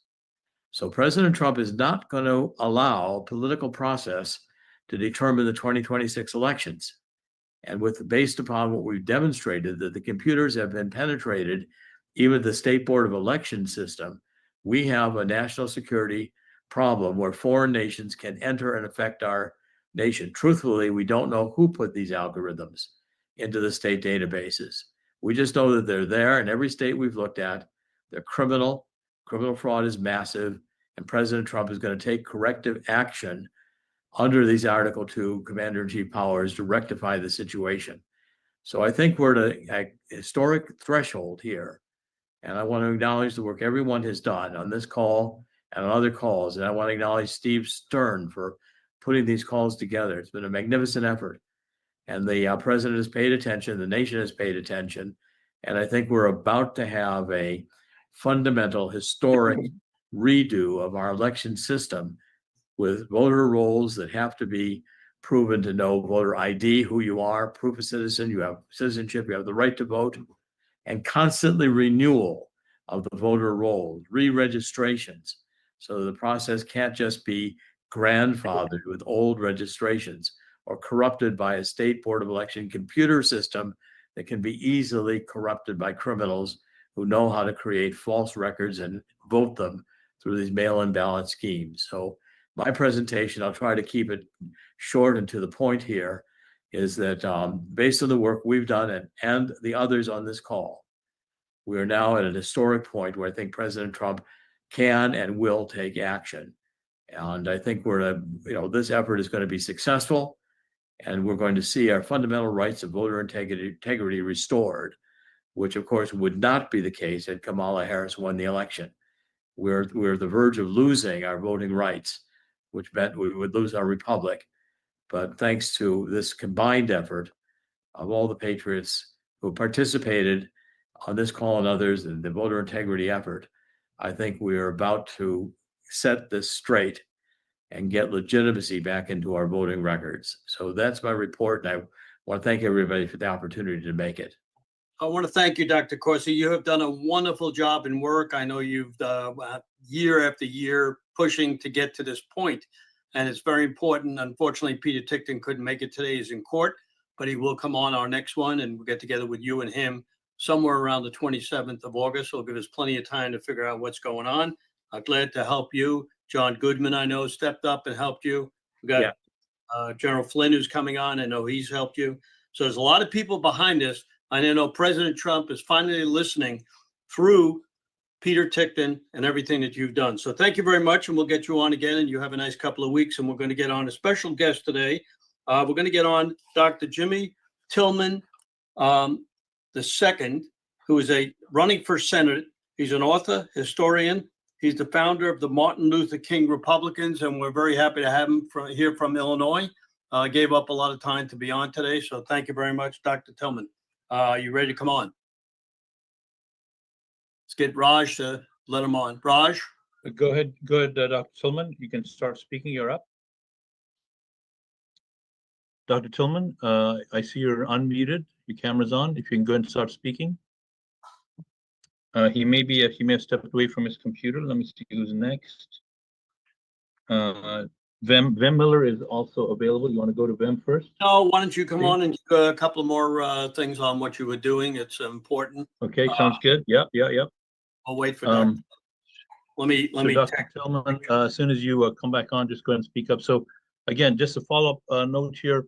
There is now definitely both things, the level of frustration with the status quo. You've heard that from many speakers. We are seeing the same thing in Florida. Make no mistake that even if a Republican supermajority is not the answer for those of you that are in blue states, we have supermajority here in Florida, and yet we are having the same type of similar types of issues. We've got bills that are trying to extend parental rights that are being blocked. We've got bills that are trying to prevent U.S. citizens from voting being blocked, on and on and on. So the net result, though, is because of that frustration, people are hungry for an operator module, meaning a situation where they can be given specific actions to take. And so the actions we're taking at Reclaim Campaign, which is one of the things that Steve and I are rolling out. Steve has helped us by live streaming that event, is we're literally teaching people. And when we say we teach people, we're actually having people that are doing this do the teaching. So these aren't folks that necessarily are big celebrities. These are people that are being quietly successful at the county level, at the operator level. These are folks that are doing things like micro fundraising, which are small events that groups are doing to both raise money and increase membership within the groups. This Raj, is something Dr. that was covered Tillman at the says briefing. Raj, Dr. Tillman says he's on, but he's having problem with the volume. See if he can speak, and maybe you can help him. Got it. Dr. Tillman, can you go and say something? Let me actually put you on screen here. Okay, so Dr. Tillman, I see you. I can't hear you, so likely you may want to choose a different microphone. So on your computer, if you would click on the bottom left corner, you see something that's called audio. If you can just nod on your computer, do you see something that says audio? If you can nod or shake your hands. Okay, nod. All right. There's a little arrow next to audio. Okay. Little arrow next to audio. Click that. Yeah. When you do that, you see a section that says select a microphone. Okay. Okay, I hear you now. I hear you now. I hear you now. Okay. All right, great. Well, Dr. Tillman, we Right. introduced you. I don't know if you heard us, but thank you for coming in. Good luck with your run for Senate and everything that Appreciate that. Well, thank you, Big Steve Stern. I appreciate you having me on. It's great to be on a call with so many good people. Let me give a shout out to people that have been on and they helped me out a lot. Big Kathy Salvi, the Illinois godmother of conservatism. I appreciate you. Annie Purchett, the Joan of Arc of Illinois, and my man Terry Newsom, my brother in arms out here struggling and fighting. I don't know if everybody really talked about this on election integrity because I got in late, but we're gonna need to look at a lot of our Secretary of States because here in Illinois, we have something called automatic voter registration. So when you come down, I think Terry said something about it. When you come down here, you get registered, they automatically register you. And so I know we're looking at passing all these laws, but sometimes we need to get people in the Secretary of State's office. You see, election integrity is really important. You know, it's like the last weapon the D's have to hold the urban community, you know, at hostage. You know, everybody votes in Chicago, from the dead, abandoned buildings, people living in restaurants, you know, it's rampant. But when I ran for Senate last time, I thought Cook County only had to lock on dirty voting. But in these little small rural towns, a lot of trickery also happens at the clerk's office here. Not here, probably all over the place. A lot of discrepancy, like a lot of let's keep these names on. So a lot of things we can look at. Here in Illinois, the Trump administration has already asked for the voters' rolls to be looked at. And that's a great step. That's a great step. And that happened here today. And now we're going to see what comes out of that. And from my understanding, they're looking at sensitive data from voters' information, like someone mentioned the Social Security numbers. They're looking at that, all those other things to match them up with people. Right now, it's a great day here in the voters' registration rolls in Illinois, which is great for me because I'm running for office. And there's my time here in Illinois, it's been a lot of trickery. In 2018, let me give you an example about voter integrity. Since the mail-in voting came in, people here in Illinois, they might do it again, but with a new Department of Justice, I doubt it. I think they're looking really hard here in Illinois. You will have mail-in voting, early voting, and same-day voting, sometimes by the same person. Now, 2018, that's how JB got in office. Big deal up. No one's looked at it. I got robbed that election. I got robbed. So since 2018, I've been looking very hard at this election integrity. Now, I want to say a couple other things, but like, give me an example. In Illinois, we have this long election process, early voting. Then we got to count these votes later on after the election. But right here, I don't even see it. It's like an Illinois petition, right? And in this petition, people here in Illinois have to sign, voters have to sign this petition, you know, they county, state, and everything like that, saying that they want this person or that person on the ballot. But this is what this contract tells the voters when they sign this petition. It says this: we, the undersigned members and affiliate, I'm Republican, so I'm, you know, it could be any party, Democrat or Republican. We, the undersigned members and affiliated with the Republican Party or Democratic Party and qualified primary electors of such party in the state of Illinois, do hereby petition the following named person or persons shall be a candidate for that named party for the nomination election for the office hereafter. Specified to be voted for the primary election to be held on March 17, 2026. Voters are here in Illinois signing petitions with a contract, hoping that on the 17th, they will have a deciding elector or that candidate that they sign or supporting. They would know on that day if that person is elected. Now, I don't know if this can be held up in court or something like that, but everybody signs this for people to get on. Now, I don't know how many voters might get disenfranchised because they stay up late, or sometimes, like in my election, it won't be called to the next day and things like that happen, or 3 days or 4 days or 5 days, and even with the election of the president, a week or a month later. But here it says the primary election to be held on the 17th, and they looking for that person to be notarized. So I hope that somebody of importance that's following this will use that for a great example. Now let me just tell you about who we are. We are the Martin Luther King Republicans. We were founded in 2008, right after Barack Obama became president. We was founded in Trump Hotel that night when everybody was celebrating Grant Park. The reason why we formed our party, well, a little small technical Republican Party, was to be a space for Black Americans to come and join the Republican Party. Not saying there was not Blacks in the Republican Party, but we wanted to provide a space for Democrats who will be upset with the outcome of the election.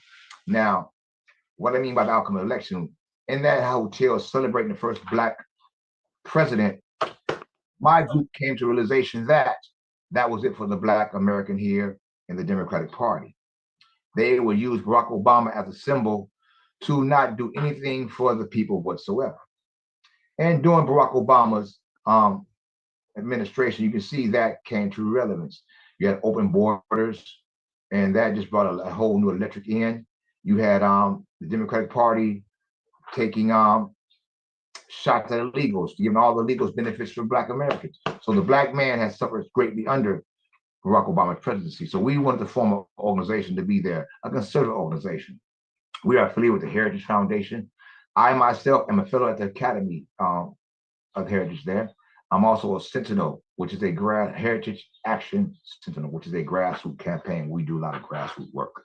One of our greatest accomplishments, the Martin Luther King Republicans, was we were activated and dispatched to the great state of Michigan. We employed something called the Anaconda Strategy.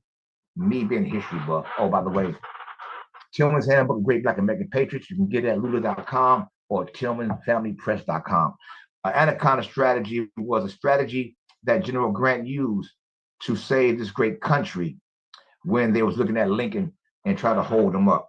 So we tried to use a form of Anaconda Strategy where we circled the country in all urban areas, showing that the American First policy was the greatest policy for African Americans. So we did the unthinkable.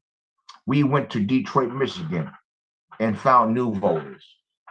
We even persuaded voters that if they're in like a situation to stay home. We did so much work that we feel so important that we did so much work with country. So we now decided to use the Anaconda Strategy here in Illinois to see if we can use the same get out to vote, go meet the voters where they're at, to give them hope and show them a plan. And now with this lovely large law that the president's passed, it's easier to campaign here throughout the state to show not only Black Americans, but all Americans, but what's coming down the pipeline. And I know I got 2 minutes though, rocking right here. It's jimmyleaderdc.com, the martinlutherkingrepublicans.com. But if you're running for office, it should be easy right now to run at this time, because last time we ran on Boys and Girls Bathroom, puberty blockers, all these immoral laws. With the lovely large law, Trump is, this first 6 months, he's get rid of all those complaints. Right now, we're running now on birthright citizenship and to see how we can get the youth to be employed here throughout the state with something called a basic law. It'll be on my webpage, a basic wage. It'll be on my webpage. Check that out, jimmyleaderdc.com. MartinLutherKingRepublicans.com. You can check that out, sign up for our newsletter to see what we've been doing. We've been doing so much with the help of this president, we've been doing so much for the president. We got the message that the Democrat was losing their blacks, and the Martin Luther King Republicans had to be dispatched to make sure that happened. And we on the front lines fighting my man Terry, fighting my girl Amy, and with the lovely godmother conservatives, Kathy Salvi. Anything I need to say? Oh, by the fact, again, I shout out for the book, Tillman's Handbook, Great Black American Patriots, and we're going to be celebrating America's 250-year celebration throughout this country. Annie. And Richard. And Perch. I said Annie. All right. I said I did shout out. We're going to celebrate 250th anniversary throughout this time. And my campaign is a campaign celebration, reminding everybody of the law, the large, lovely law, not the big beautiful bill, the large, lovely law that Trump has passed down. And I'd like to thank you, Big Steve Stern, for putting me out here and let me talk to your people. And if someone can also, in Illinois, fight for this right here, it says right here that we should be elected on the 17th of March, and that's a contract we signed with the people. Thank you very much. Thank you, Doctor. We hope you have a good election, and we hope you win. Thank you very much. Now we got Ben Miller from Nevada. He's got a podcast. Come on down, Ben. And then we're going to have General Flynn, who's waiting in the background, and we're really waiting to hear what he's got to say. He's going to have some great stuff to say. Yeah, Raj, Go ahead, Ben. Go ahead, Ben. Thanks, You're up. Raj. Yeah. Should I go ahead? yeah, go Yes, ahead. please go ahead. Awesome. Thank you so much, guys, for giving me the time here. I don't think I'm going to take all my 10 minutes. I really wanted to get on this call because prior to the election, our company, America Happens, was conducting an investigation having to do with the voter fraud in California, Nevada, Colorado, and New Mexico.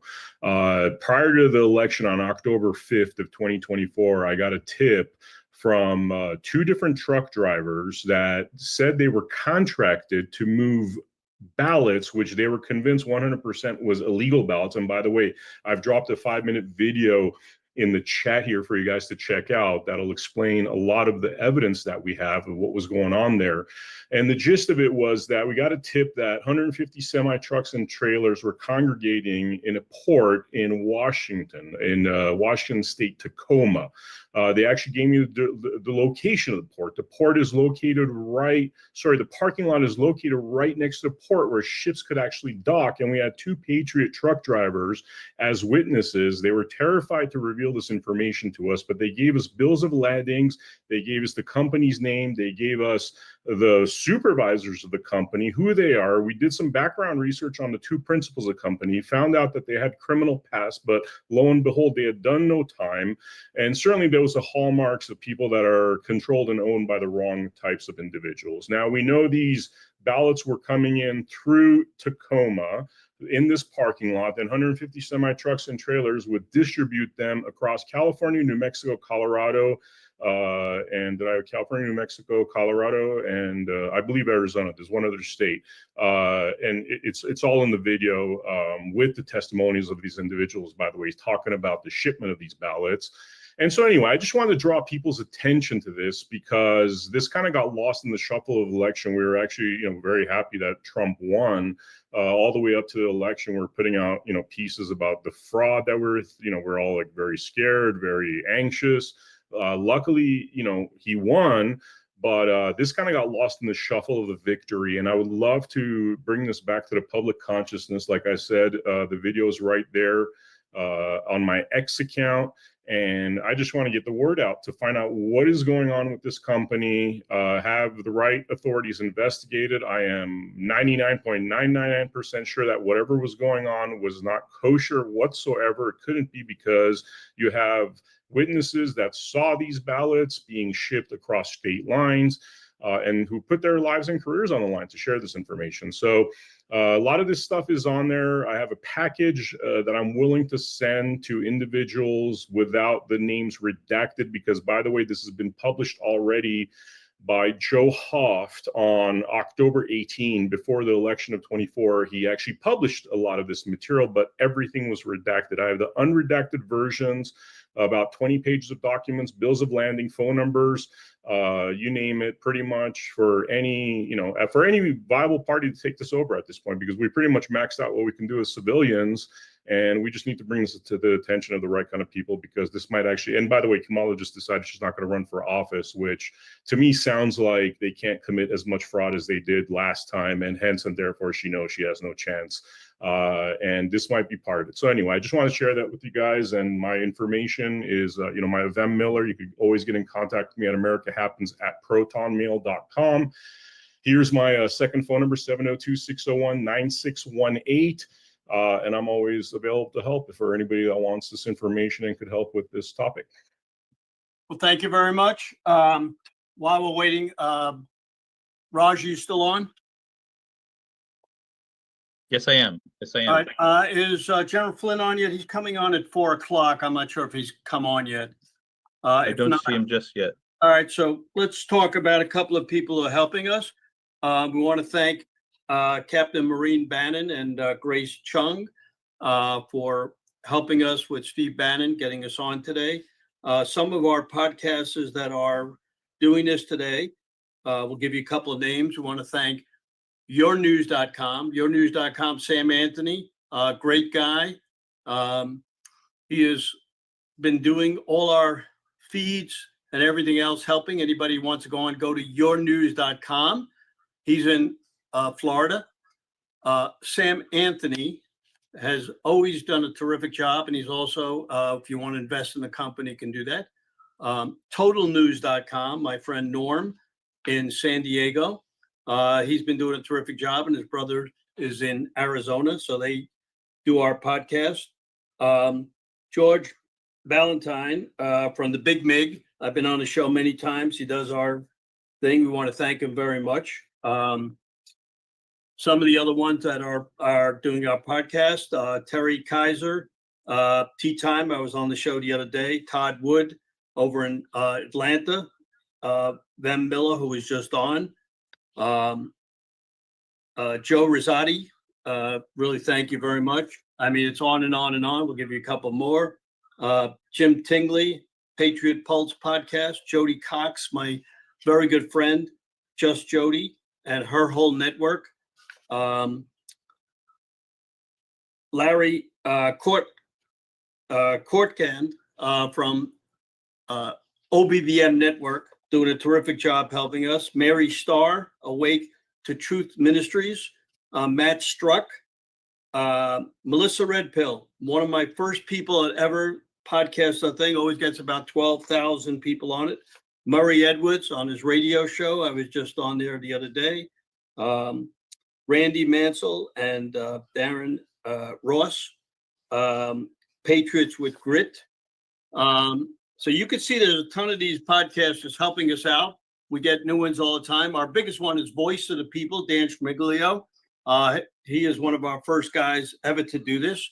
Of course, my own, the Stern American show, the Stern American Rumble. Raj helps us get it out all over the place. Many, many people, Lindell TV, Cloud Hub, Facebook.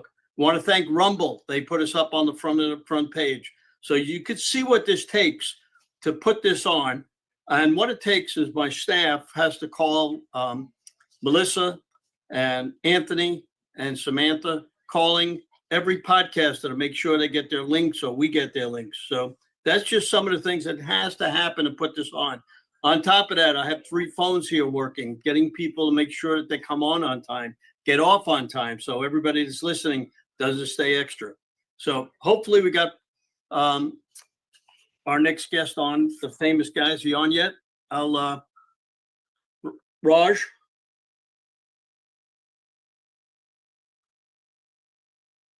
We got General Flynn on yet? Can you hear me, Raj? All right, let's get Raj here. All right, I'm unmuted, Steve. All right, there you go. Well, you see what it takes. I got to get you on 4 o'clock exactly. General Flynn, for a little guy like me to do this and get the 4 million to 8 million people on, it takes 24 hours. And I know you work 25 hours a day. Yeah. So it's so great for you to be on here today. And thank you so much for giving up your time. I thought you were going to be in Europe, so we were going to stay. Yeah. No, I actually that was tomorrow, but I'm here for one day. Back in Florida, I just landed about I don't know, 2.5 hours ago up in Tampa. And I'm heading out tomorrow. And anyway, I know I don't know which direction you want me to go, Steve. I can Go the can- General Flynn direction. Okay, all right, good. And I know first of all, really, really, my hat's off to you, Steve, for just continuing to be relentless in growing this audience, because this audience is all over the world, and I know that because we just had a event up in Washington D.C. This past Wednesday and Thursday, where we had representatives from about 55 different countries. And, we talk about different things, and, and the whole idea about what this forum represents is a forum that they are aware of. Some of them were aware of it and had either been on it or monitored it. And they know that it's exactly the kind of thing that they need in many of these countries that are all over the world, that are looking at America and saying, okay, we see what's happening. Are you guys going to be okay? And, and because we need America to be strong, right? And I think what we have a situation that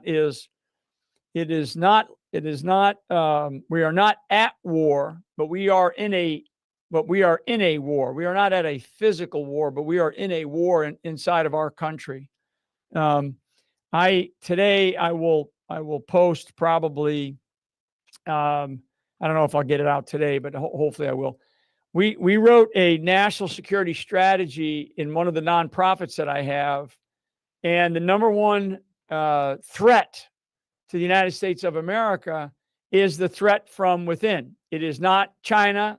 It is not Iran. It's not Russia. I mean, those are in fact threats that do exist. It's not drugs. It is subversion.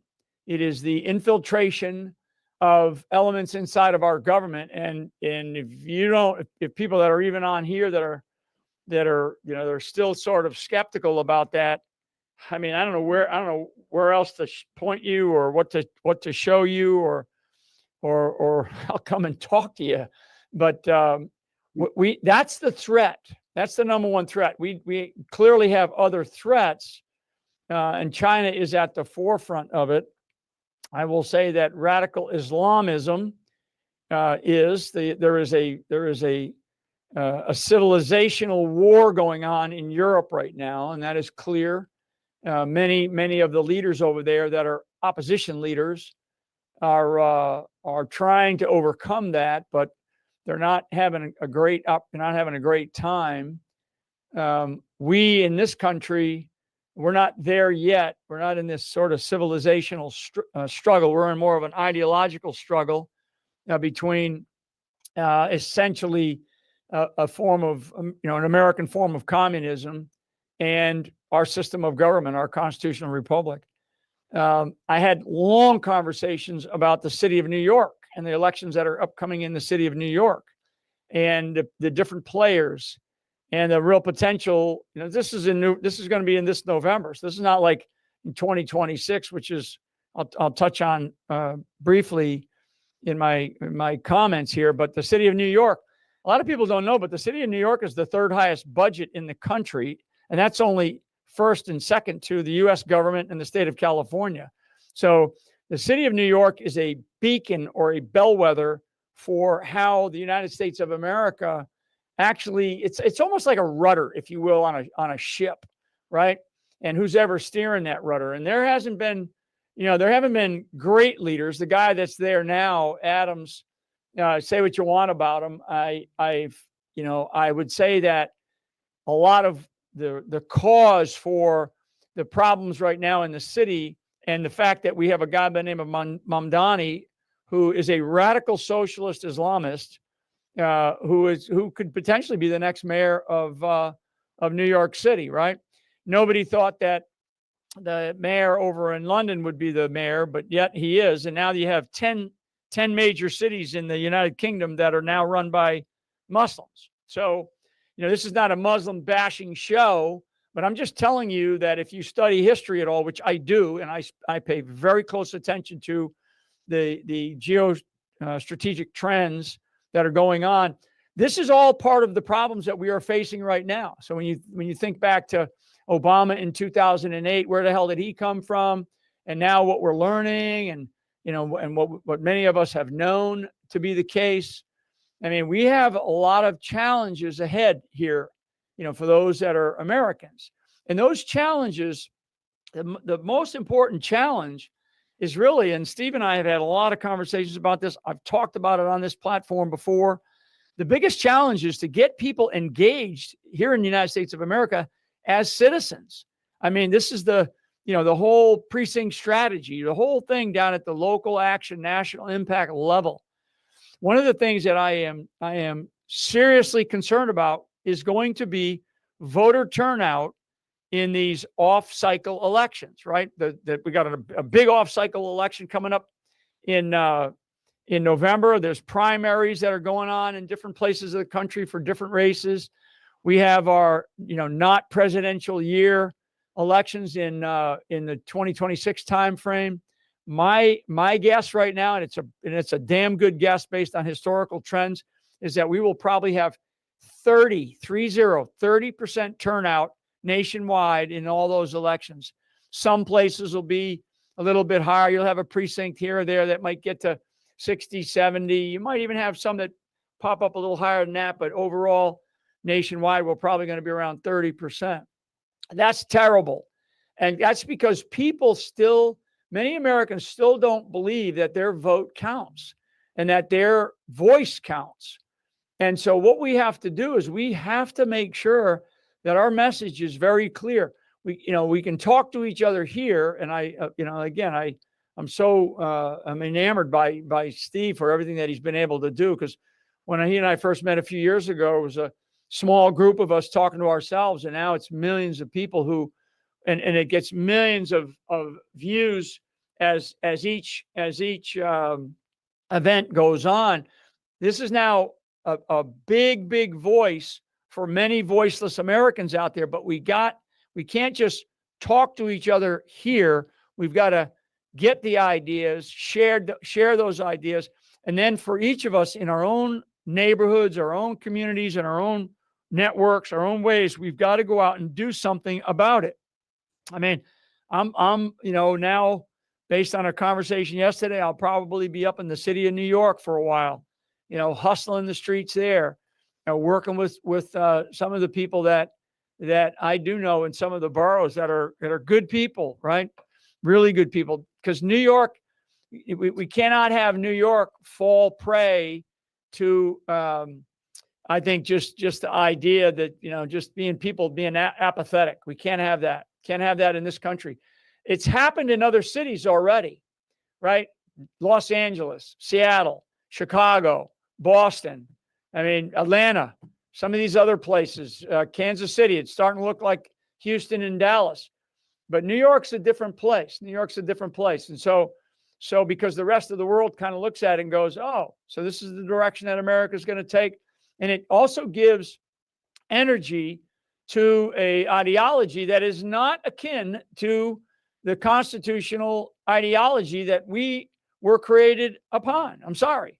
I mean, when people come into this country legally and they go through the legal process, they are asked to assimilate into the United States of America. And that's the way it is. That's the way a culture survives, right? I was with the ambassador for Hungary the other night, and I know Trump is thinking about these things. And I don't know whether they're going to affect it here anytime soon. But I was with the ambassador for Hungary the other night, and we had a great conversation with a large group of people. And Hungary gives now to women, it gives no taxes. If you have 3 children, you pay no taxes for the rest of your life in Hungary. No taxes for the rest of your life. And that's Viktor Orban, who's the president right now. And now they're looking at, because of their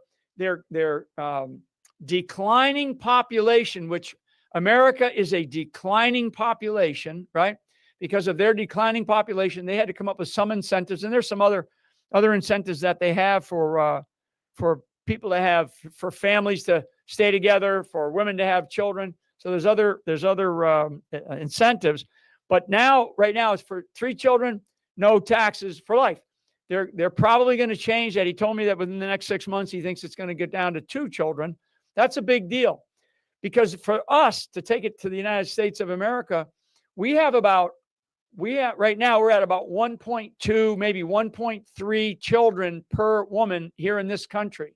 And we don't have the family structure that we once had, right? So we're a declining population.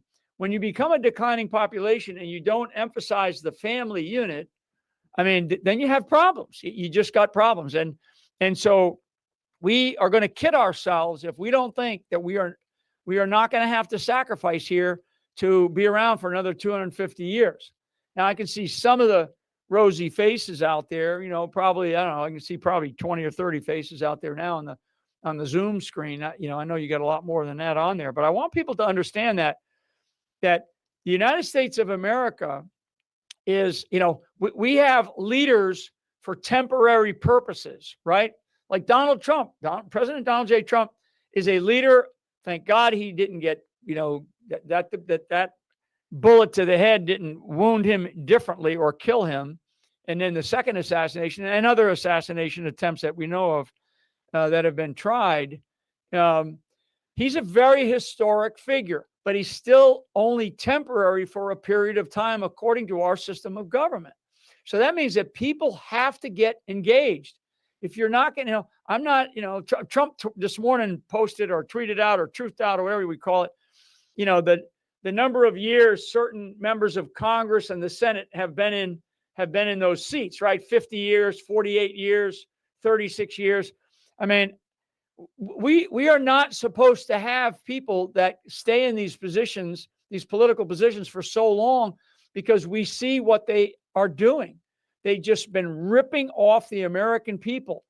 And what I told a group the other night, and it's a group of nations, and I told them, do not mistake what we are going through, what the United States of America is going through, as a weakness. Do not mistake what we are experiencing here very publicly, very transparently, in a very ugly way. Do not look at that as a weakness. This is a strength of the American system of government, because we can have this internal debate inside of our family, with all of the, metaphorically, with all the brothers and sisters, right, working in the government, people like myself, people like Steve and others that are on this net. We can have these arguments and these debates, and we can crash heads with each other, but we are going to find out what the problem is. And when we get down to the essence of the problem, this time around, we are going to do something about it. Something will be done about it because of what we have now experienced. And they really did try to get away with this. They tried to get away with it. So this is not funny. There's no games about this. This is very, very serious stuff. And it has to do with the future of our country. And for a guy that I've made my life about, service to the country from the time I was a kid, knowing that I was born on an Army base. As a kid, I always knew I was going to go into the military one way or the other. I did. And then, now I am serving in a different way. And the way I'm serving now, because people all, say, in the government, out the government, believe me, every single day of my life, I am focused on helping these people that are in these positions of authority that are doing the right things. Those that are doing the wrong things, we will go after them, and we are going after them. And from the perch that I have, I am far more effective, believe me, because I don't have to worry about talking points from the administration or worrying about whether or not this is going to happen, because I do know the structure of our government. I do know the way that it operates. I know the way that it functions, and I know the corruption that is still very, very deep inside. Last comment, Steve, and again for everybody. All the Americans that are part of this stream of consciousness and what Steve Stern has pulled together, all the Americans, everybody has got to take responsibility for this country. I don't care whether you served in uniform or not. Doesn't matter to me. Everybody has to take responsibility for this country. Everybody has, otherwise we're going to lose it. We are going to lose it. And these people are not giving up. On that note, I can tell you that there are tens of thousands of people inside of our government, and I don't use that number lightly, tens of thousands, not a couple of people that served, in the Oval Office with Obama. I'm talking about tens of thousands of people in a government that has a couple of million that live and breathe in Washington, D.C., that are anti-American, that are anti-American. And they are inside the government. And they need to be routed out. And, it's not easy. And it's happening on a daily basis. Pete Hegseth is doing some things. I mean, Tulsi Gabbard's doing some stuff. I know the Secretary of State's doing some stuff.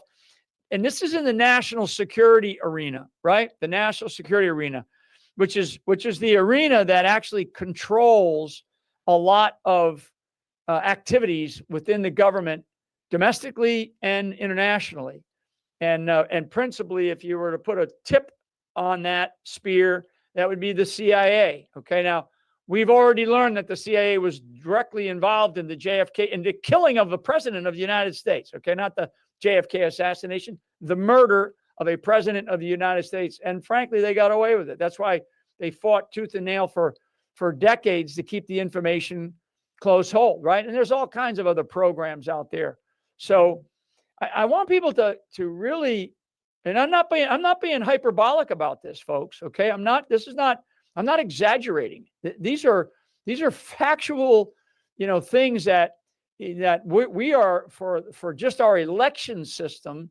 We are working on a set of predicates right now that will eventually go to the president of the United States to make a really, I think, a relatively easy decision. He might think it's a tough decision, but I think by the time he gets it, it'll be an easy decision. But my last comment is personal responsibility, citizen involvement, precinct level matters so much. Local action matters so much. A leadership principle is control. Control what you can control, and take control of it. Don't worry about what you can't. And if it's something that you want to try, then go for it, right? Go for it. But if you can't control what Donald Trump is going to post on Truth Social tomorrow or tonight, don't worry about it. He's going to do what he's going to do. If you can't control, something that Lindsey Graham is going to say, let the people of South Carolina deal with that. And that's another one I'm involved in. And, you can't control something in the next state, don't worry about it. But if you can control your community or help control your community, your church, your network, you can influence in your own way, you can get involved, then please, please, please do. Because otherwise, we don't have any more excuses, folks. And for us to get another 250 years out of this experiment in a constitutional republic, for us to do that, it's going to take sacrifice, time, commitment. And that's why I love you, Steve, because you have been relentless, and that's what we need more of. So I'll stop there, Steve.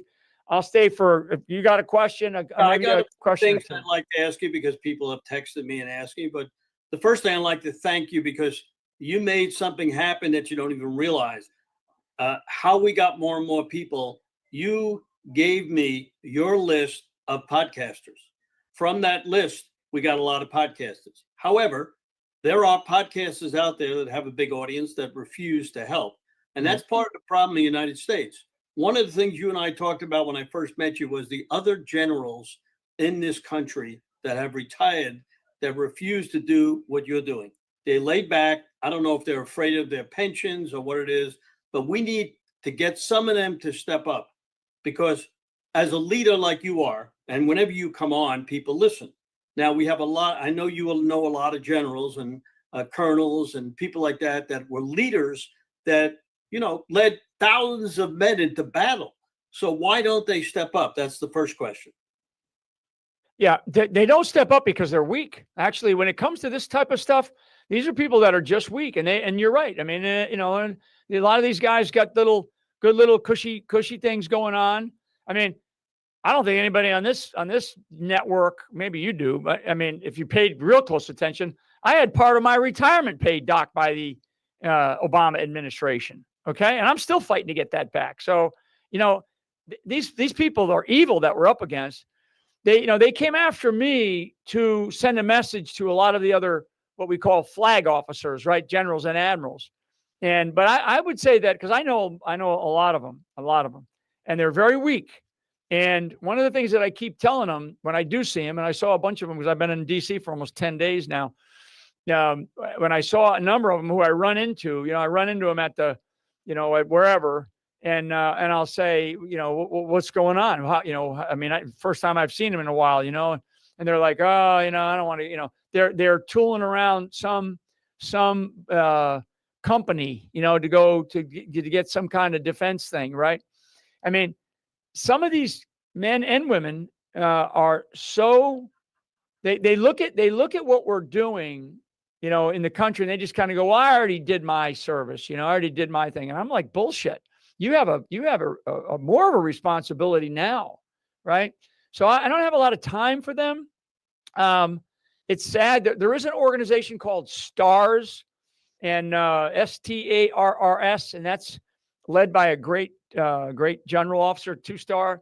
And those guys got, there's only a couple of hundred of us that are involved in that one.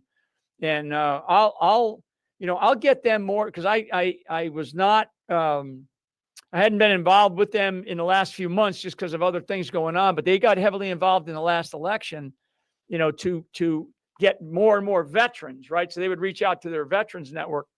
So I think that's another effort, Steve, that we need to bring into this, because there are some good people out there, but what you're really highlighting, it's not the colonels, it's not the sergeants. The sergeants, they a lot of them are involved in different things. It's the really senior guys. It's the 3- and 4-star, right? They don't want to get involved because it's gonna cost me something, right? It's gonna cost me a board seat, or it's gonna cost me a contract. I mean, it's cost me everything, right? But it's righteous. It's exactly what we need to be doing. I mean, I look at my grandchildren and I'm like, oh my God, I can't look at my grandchildren and live with myself knowing that these assholes, excuse my Irish, are trying to destroy our country. And so anyway, probably more than you needed on that question. So the Chinese own property next to almost all our bases, and you're a national security guy. Why the heck isn't Trump doing something to get these people out of there? Because it makes no sense, as you saw what happened with the war with Russia, when when they went into their right next to their bases and blew them up, and now we got all these Chinese that own property. And how stupid can we be to let that happen? Yeah. So first, let me answer the how. How does that happen? The Chinese are very smart. They do. They'll create companies, and then they'll create subs to those companies, and those companies that end up buying the real estate will look like they're very legitimate. They'll look like they're a legitimate U.S. real estate development company, right? Because this is how the Chinese operate. Very smart. They know exactly what our rules are. They know what our regulations are better than most businesses in this country. So that's kind of how they did a lot of this stuff. I will tell you that there is a lot of money that's being paid to people at local levels in that arena. So the real estate development arena, the purchasing of properties, building, management, building and facilities. States, I think, did a really poor job, and some states didn't care. Michigan was one of them. I mean, oh my God, it was like carte blanche. So one of the things, so now that was kind of the how. Now, what is Trump doing about it? I am told that he is going to go in and start to potentially seize this property. So just take it from, if it can be tied to the CCP, that real estate will be seized by the United States government, and then held and then re-auctioned or something like that. But Trump is so livid about this, as he should be, as the president of the United States, that they were able to get away with a lot of this over the last couple of years. But it's been going on longer than you think. The sickening part of it is how close some of these developments are to very strategic capabilities that the United States military has. We can't have that. So Trump is fully aware of this. And he's got people I know that are going to be going to do something about it. And I think a lot of it's going to end up being seized. Great. So I don't want to hold you more. I'll give you one more question. I don't know if you heard or saw, we're going to do a precinct strategy Zoom on September 30th. And the reason why we're doing it and put it on your thing, we'd like to get you on to talk. We're going to have one person from every state talking about what's going on in their state and how to get involved in their state. So Dan Schultz, myself, Raj are going to do this together. We expect to get 20 million people on it. So if you could spread that out, because just like you said, you called me a couple of weeks ago, and if Mike Flynn, General Mike Flynn, says to Steve Stern, I'd like to come on, rather than Steve Stern calling General Flynn and ask him, that means that our message is getting out there, and all the people that come on from everywhere. And all we do is bring the people together. And if we could get the most important people on, and maybe someday we'll get President Trump to come on to realize how important that all these people that do the work, that never get paid. We've got people on here. I know who's on here and who's listening everywhere. They do the work for free. I mean, Cleta Mitchell, Moms for America, True to Vote, on. And all those people because you've been on their programs. Yeah.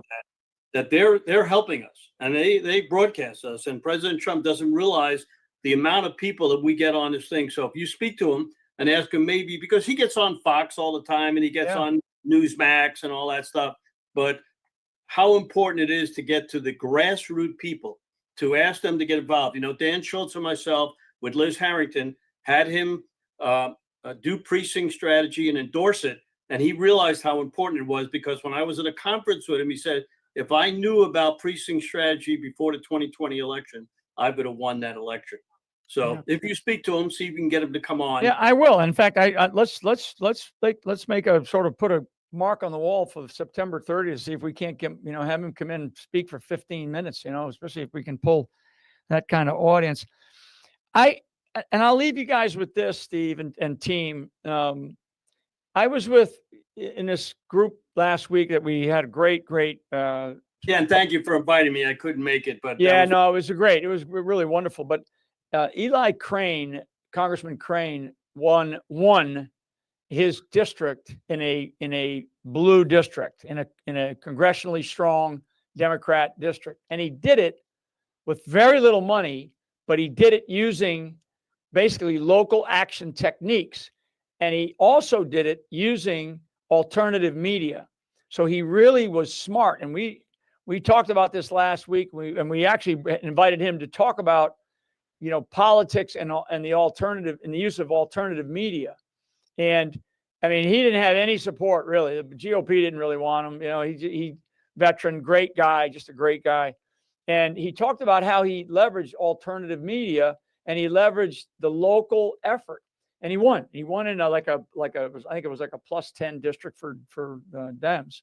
So I can't overstate the power of what we are on right now. This platform, the affiliates, I call them the affiliates that I have, that I use, to get a message out. We're upwards. I don't know what we gave you, Steve, but whatever we got, we'll give it to you. We had like 300 podcasters. Some of them, I know they only have markets of like 20,000 in a local area. Some of them have markets of 2 million, 3 million. I do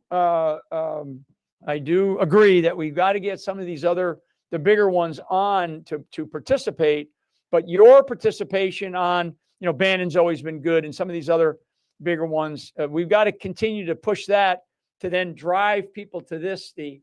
And we must keep this thing going. I mean, ad infinitum, right? We've got to work very hard for the upcoming elections. We can lose this country. It's not about losing a race anymore. It's about losing this country. And I will say that till the cows come home. We can lose this country.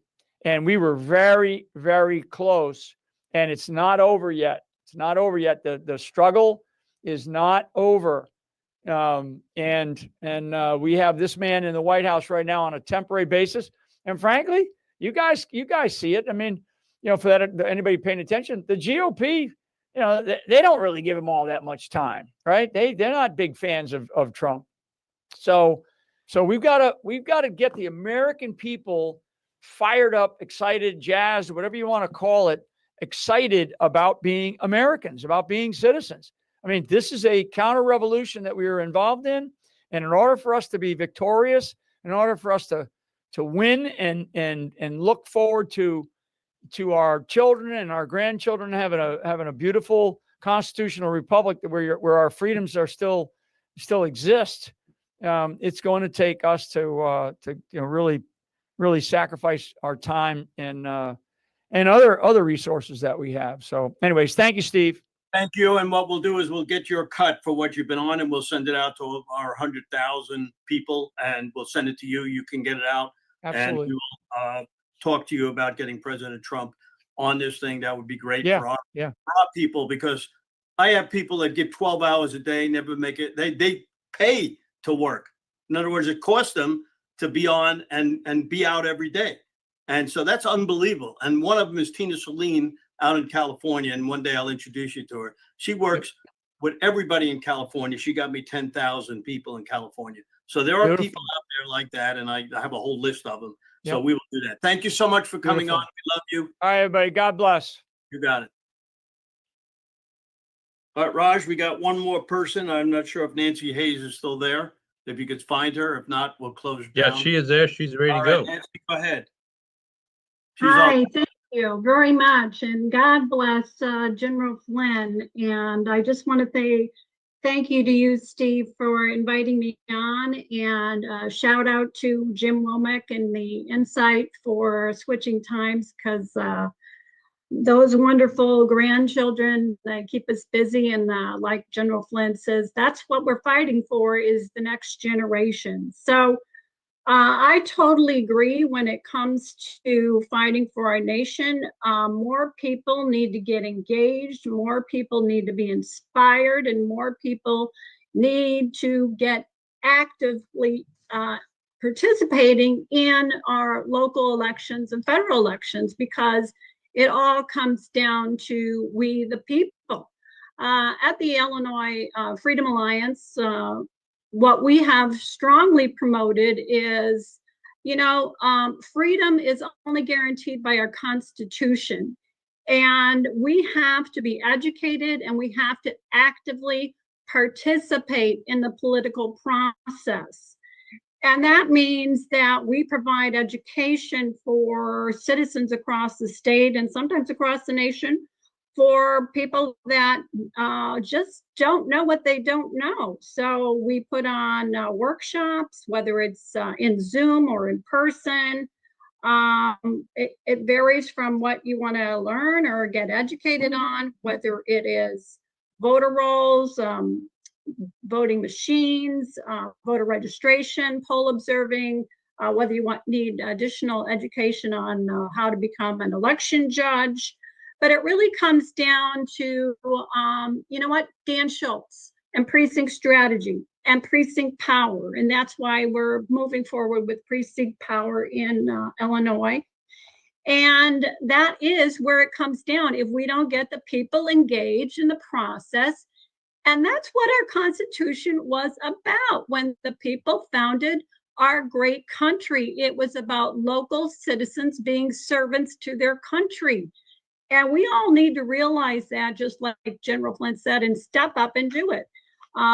Before I go any further, I just want to say God bless all of you that have served our country.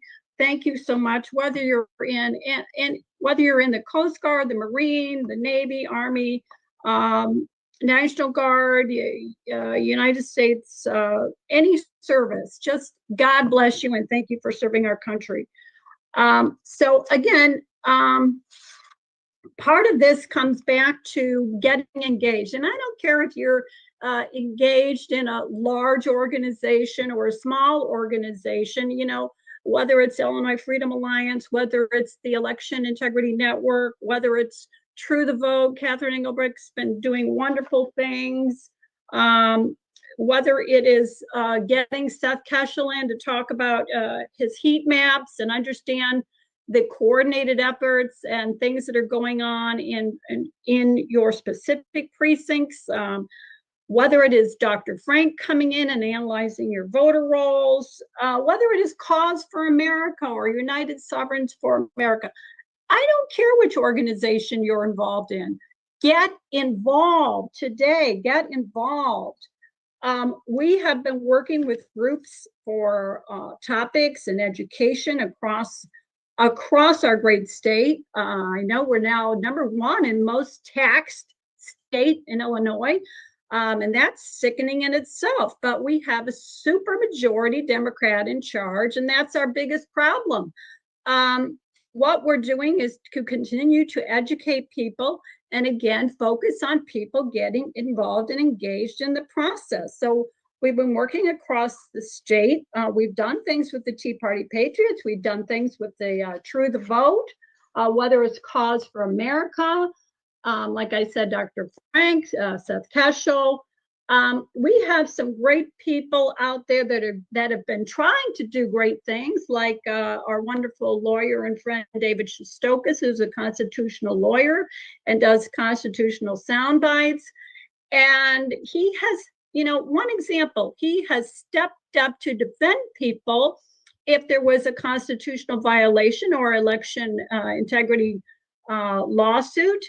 And he personally got fined $35,000. They wouldn't even let him present the lawsuit in front of a court. He didn't even get to the real level where he needed to be.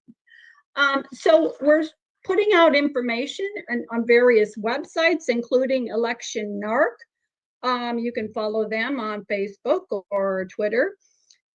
We've been writing stories for Grassroots Quarterly, Illinois Review, or the Illinois Family Institute.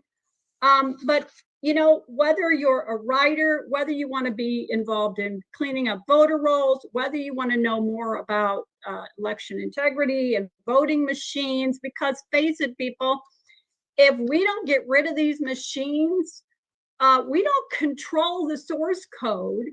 And the source code is the problem. You can talk about flip votes. You can talk about the data that we've shared across the board that shows the same people getting the same number of votes on election day, on early voting, and vote by mail. That's impossible. That doesn't happen naturally. And by the way, that data can be shared in regards to not just one county, like Crook County that I live in, but also DuPage County, Will County, Lake County. Any of those counties can share that. We have problems.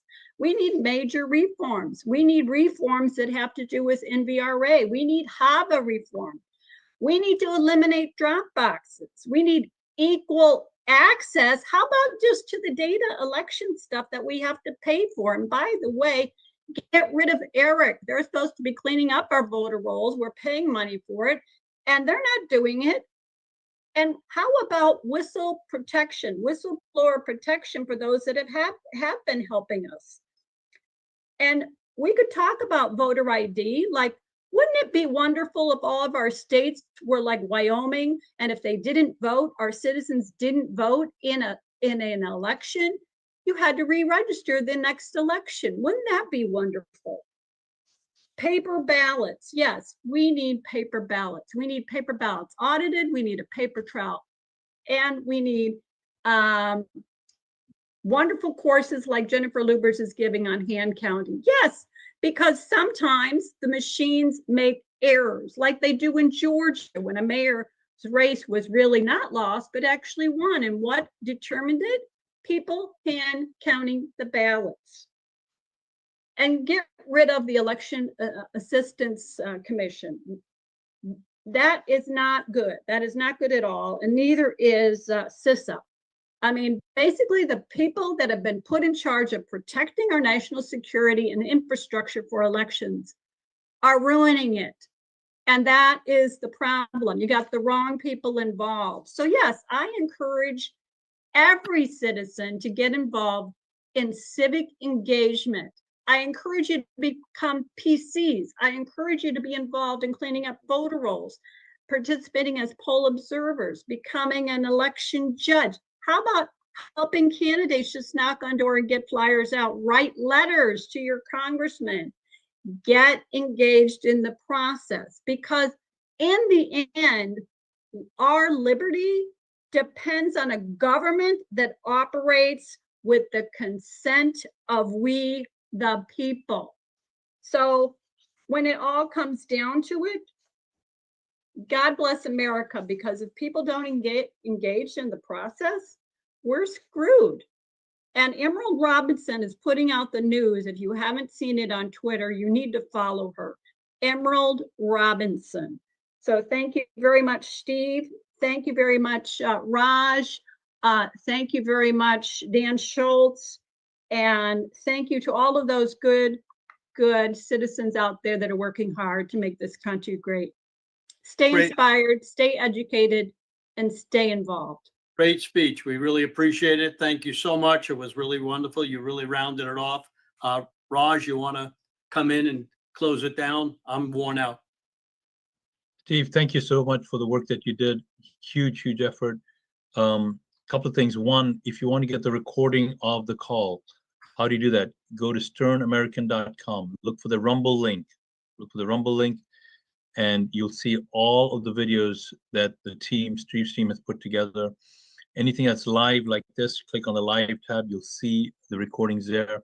You just heard Steve talk about the conversation that General Flynn had. Powerful conversation we just had. And Steve's team is going to take that and cut it and make it available. Please share that. Please share this. All of this information, please share. The more views that these videos get, the more likely they'll get found by people who don't even know that this call exists. So please do that. That's number one. Number two, please go to theflagshare.com. Please go to theflagshare.com. Why? Because every purchase you purchase at theflagshare.com helps cover some of the costs. It doesn't cover all the costs, but it covers some of the costs of putting these events together. There's so many people working behind the scenes to make this done. As you heard Steve say, so please do that. There are so many things. It's not the shirts, just the shirts that you see, but there's all kinds of accessories, women's wear, things for your home that you can get at theflagshirt.com. We want to wish Steve, he is going to go on a vacation. I don't even know if he's you know what, he's going out of town. But make no mistake, I don't think it's going to be a vacation unless someone can figure out how to kill all the cell phone signal near him. He's going to be working. So if someone knows how to do that, his wife will really appreciate you killing all the cell phone signals so he can't check his messages, because Steve is non-stop. So Steve, thank you for all the work you have done, continue to do. Thank you for Brett Stern, CEO of Flagshirt, for helping make this happen and underwriting all of this. And Anthony Cafardi and Stephanie Castanda, I'm mispronouncing her name, but thank you for the hard work. Melissa. And hey, how Melissa, do you say her last name? I want to make it right. Put her on. All right, there you go. The lovely lady that's waving there. Thanks for the work. Friends, we'll see you again next call, August 27th. Next call, August 27th. Put on your calendar, August 27th. We'll see you back here at that time. Thank you, Steve, for everything you're doing. We'll look forward to seeing you again soon. Bye-bye, everyone. Rod. Thank you. Without you, we couldn't do this. You're around the state. I'm going to stay home for a little while and relax. I'm going to be in Europe, actually, so I'll probably see a few of your friends out there on the boat. All right, we'll see everybody soon. Thank you so much for showing up. Thank you for staying around. I'm glad everybody enjoyed it. I think General Flynn said it the way it was, and I'm glad that he came on, and he's going to help us get more people on. Thank you for all the podcasters, the Lindell TVs, the Cloud Hubs, the Facebook, the Rumble, the X, Getter, and Steve Bannon, who made it happen. Without him putting me on originally about a year ago and saying we're going to put this live, it never would have happened. So that's the way it goes. And all your input, sstern1054@gmail.com. And Raj, you want to give your email in case anybody wants to email us to give us input? Raj@defendflorida.org. Raj@defendflorida.org. Raj@defendflorida.org. All right, friends, have a good one. Good night.